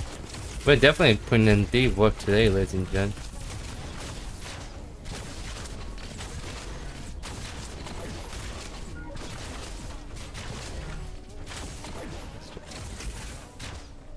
Nice. Yeah, she's going for the ward. That's a good call out by her. I mean, like, since I have no CC, I could maybe just like ult in, but we see the quench right there, so we have to play a little passive now. Because yeah, she's staying behind me, so she should be pulling me back as soon as this quench shows up, right? So we're kind of chilling still.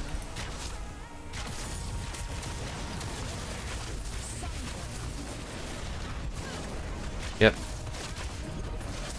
All people left lane, so definitely we didn't have to blink or anything. I think the Bellica is trying to look for a kill.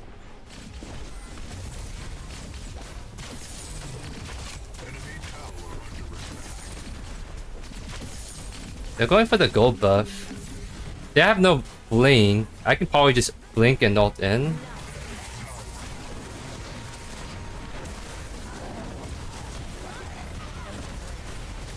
Oh my! Oh my goodness! Wait, hold on.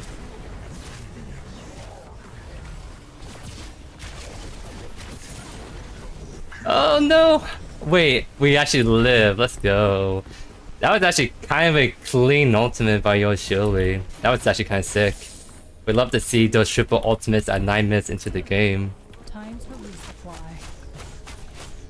Nice.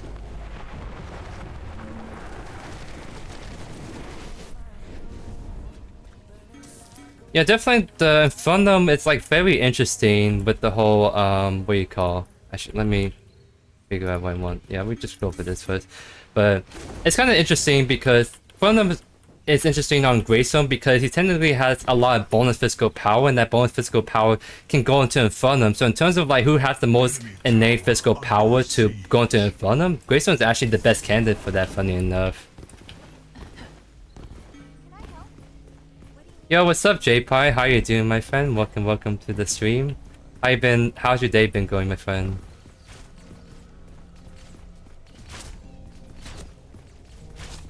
And good job on like the whole weekly stuff, because I really think having someone do like weekly plays, like good, like kind of Twitch highlights or YouTube highlights of like good plays like that, I think it's a really cool thing to do to the community. Because obviously not everyone's gonna watch every other streamer, so just being able to like grab good clips from every stream and put it all together into like a YouTube video that everyone can watch and kind of get to know other people better is a really cool idea. So nice job on doing that whole series so far, my friend.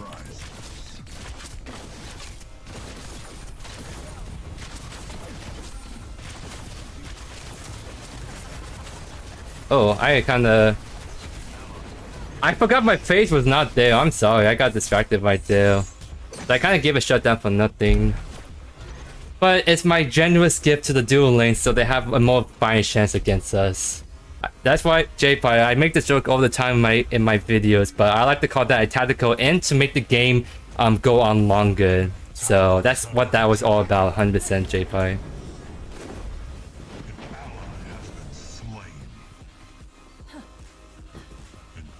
I mean, that was definitely a kind of big end. I wasn't paying attention with the Kira and where my face was at, so there's no reason for me to die like that.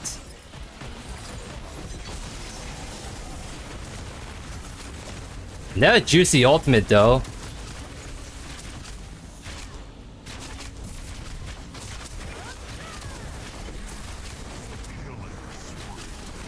Another juicy ultimate right there, so that's another back-to-back juicy ultimate with the kill ADC. We'd love to see that, guys. So there we go, I redeemed myself already with that play. Gotta love it.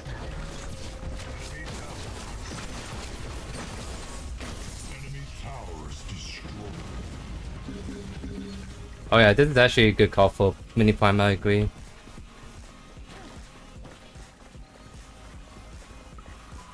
Crunch is there. We don't have the Chimera, and Crunch is helping this area, by the way. So it's a little, might be a little sketchy, not gonna lie, but we might still force it anyways. Nice, we're able to get it down fast enough right before he comes in. Wait, can we? Never mind. He just goes out. Yeah, definitely we are gonna back because I need to go catch the left wave.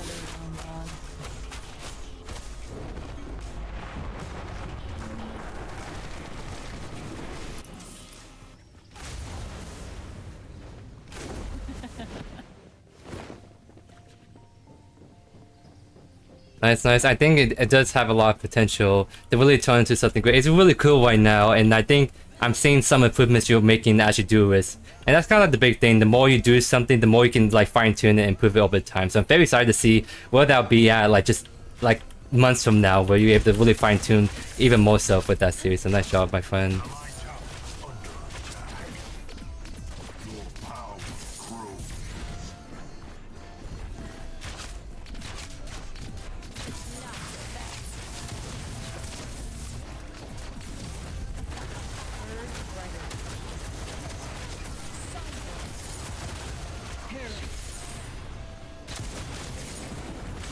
Nice. Because we should be ulting this kill on cooldown because they have no CC to get me out of it. And so all I have to do is just play around my face and play around her ultimate. So we kind of waited out her ultimate. Oh, dang.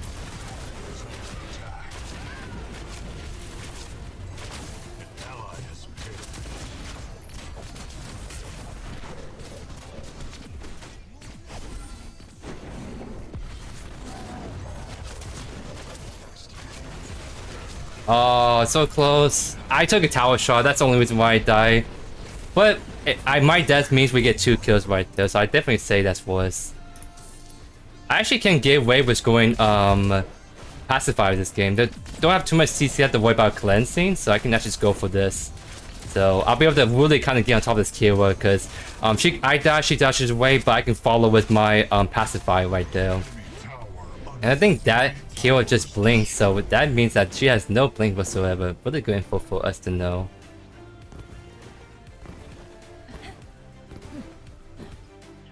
I'm checking something real quick.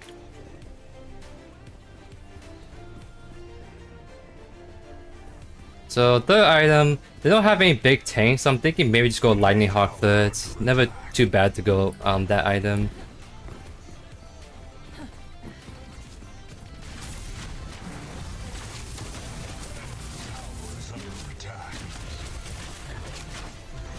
Nice, we're kind of shunking pretty hard. Let's see if we can... Looks like we're all disengaging, so that's a very nice save by the phase. This phase been kind of smurfing, let's go.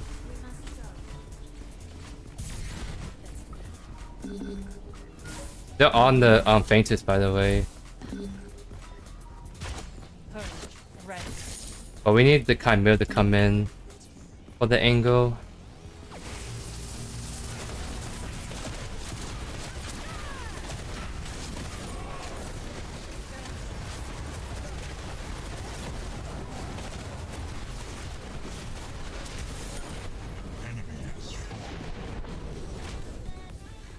Oh my. There we go. We actually live because we were able to get our passive fire proc off the dash away. And the Chimera's coming in for the steal, despite 4 of them being in the pit. We love to see that, guys. Wait, I can actually keep pushing this. Everyone's dead. We can definitely push for the T1 tower on the left.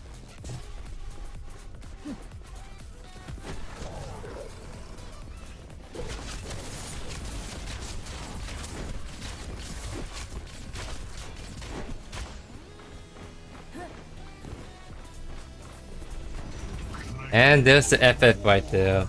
Wow. You know what I'm gonna actually do? I did say I was gonna combine 2 Mortgage games into one, because just so we can actually have a decent late gameplay video, and I think I'm gonna do the same thing with this Kira game. Because we have a decent like Kira game first game, and then now we have a very solid like Kira game right here second game. This is unfortunate, it's ending the 16-minute mark, but I do want this video to go out. So I'm actually gonna start doing that more often, where I combine videos together. So even though it won't be like a 25-minute game, I can instead combine 2 15-minute games, so you can kind of show the early laning phase on both times and see how you can consistently perform in the early game, right? So I think that's what I'm gonna actually do, because I know Pekin Wolf, he's someone that I watched a lot, and he has the same issue too, where sometimes a lot of people FF early when he's trying to record content, and so what he does, he combined 2 games together to make it like a very worthwhile video to watch. So I think I'm gonna be doing that more often, 100%. So that's something I might actually do for these like 2 different uploads, and you can kind of, I'll get to see how you guys feel about that 100%. Yeah, I mean, I did tactically end earlier to give the shutdown to Kira, so I'm definitely not too saucy right now, but it's just not enough. My ultimates are just too good apparently this game, so Anyways, like I said, that was my last one, so a little bit shorter stream, but I haven't eaten lunch yet. I kind of want to go hang out with the doggos, go take care of them, because already I can hear them barking. They want to go outside, they want to go out in the sun and bathe in it, and it's glowy. So I'm gonna go hang out with them, but definitely I got some cool videos to come for the next few days. I have one Countess offlane pseudo tank build that I think you guys are gonna really enjoy tomorrow to watch, so definitely be on the lookout for that. But definitely, as always, if you guys have any suggestions for different heroes, different builds, or any kind of video you want me to kind of put out, I can try to put that on my list. I haven't always been the greatest on trying to like do that, but I always ask that anyways, because it kind of give me ideas of what kind of videos you guys want to see from me and whatnot. But anyways, really appreciate you guys being here, and you guys have a good rest of your day. Peace.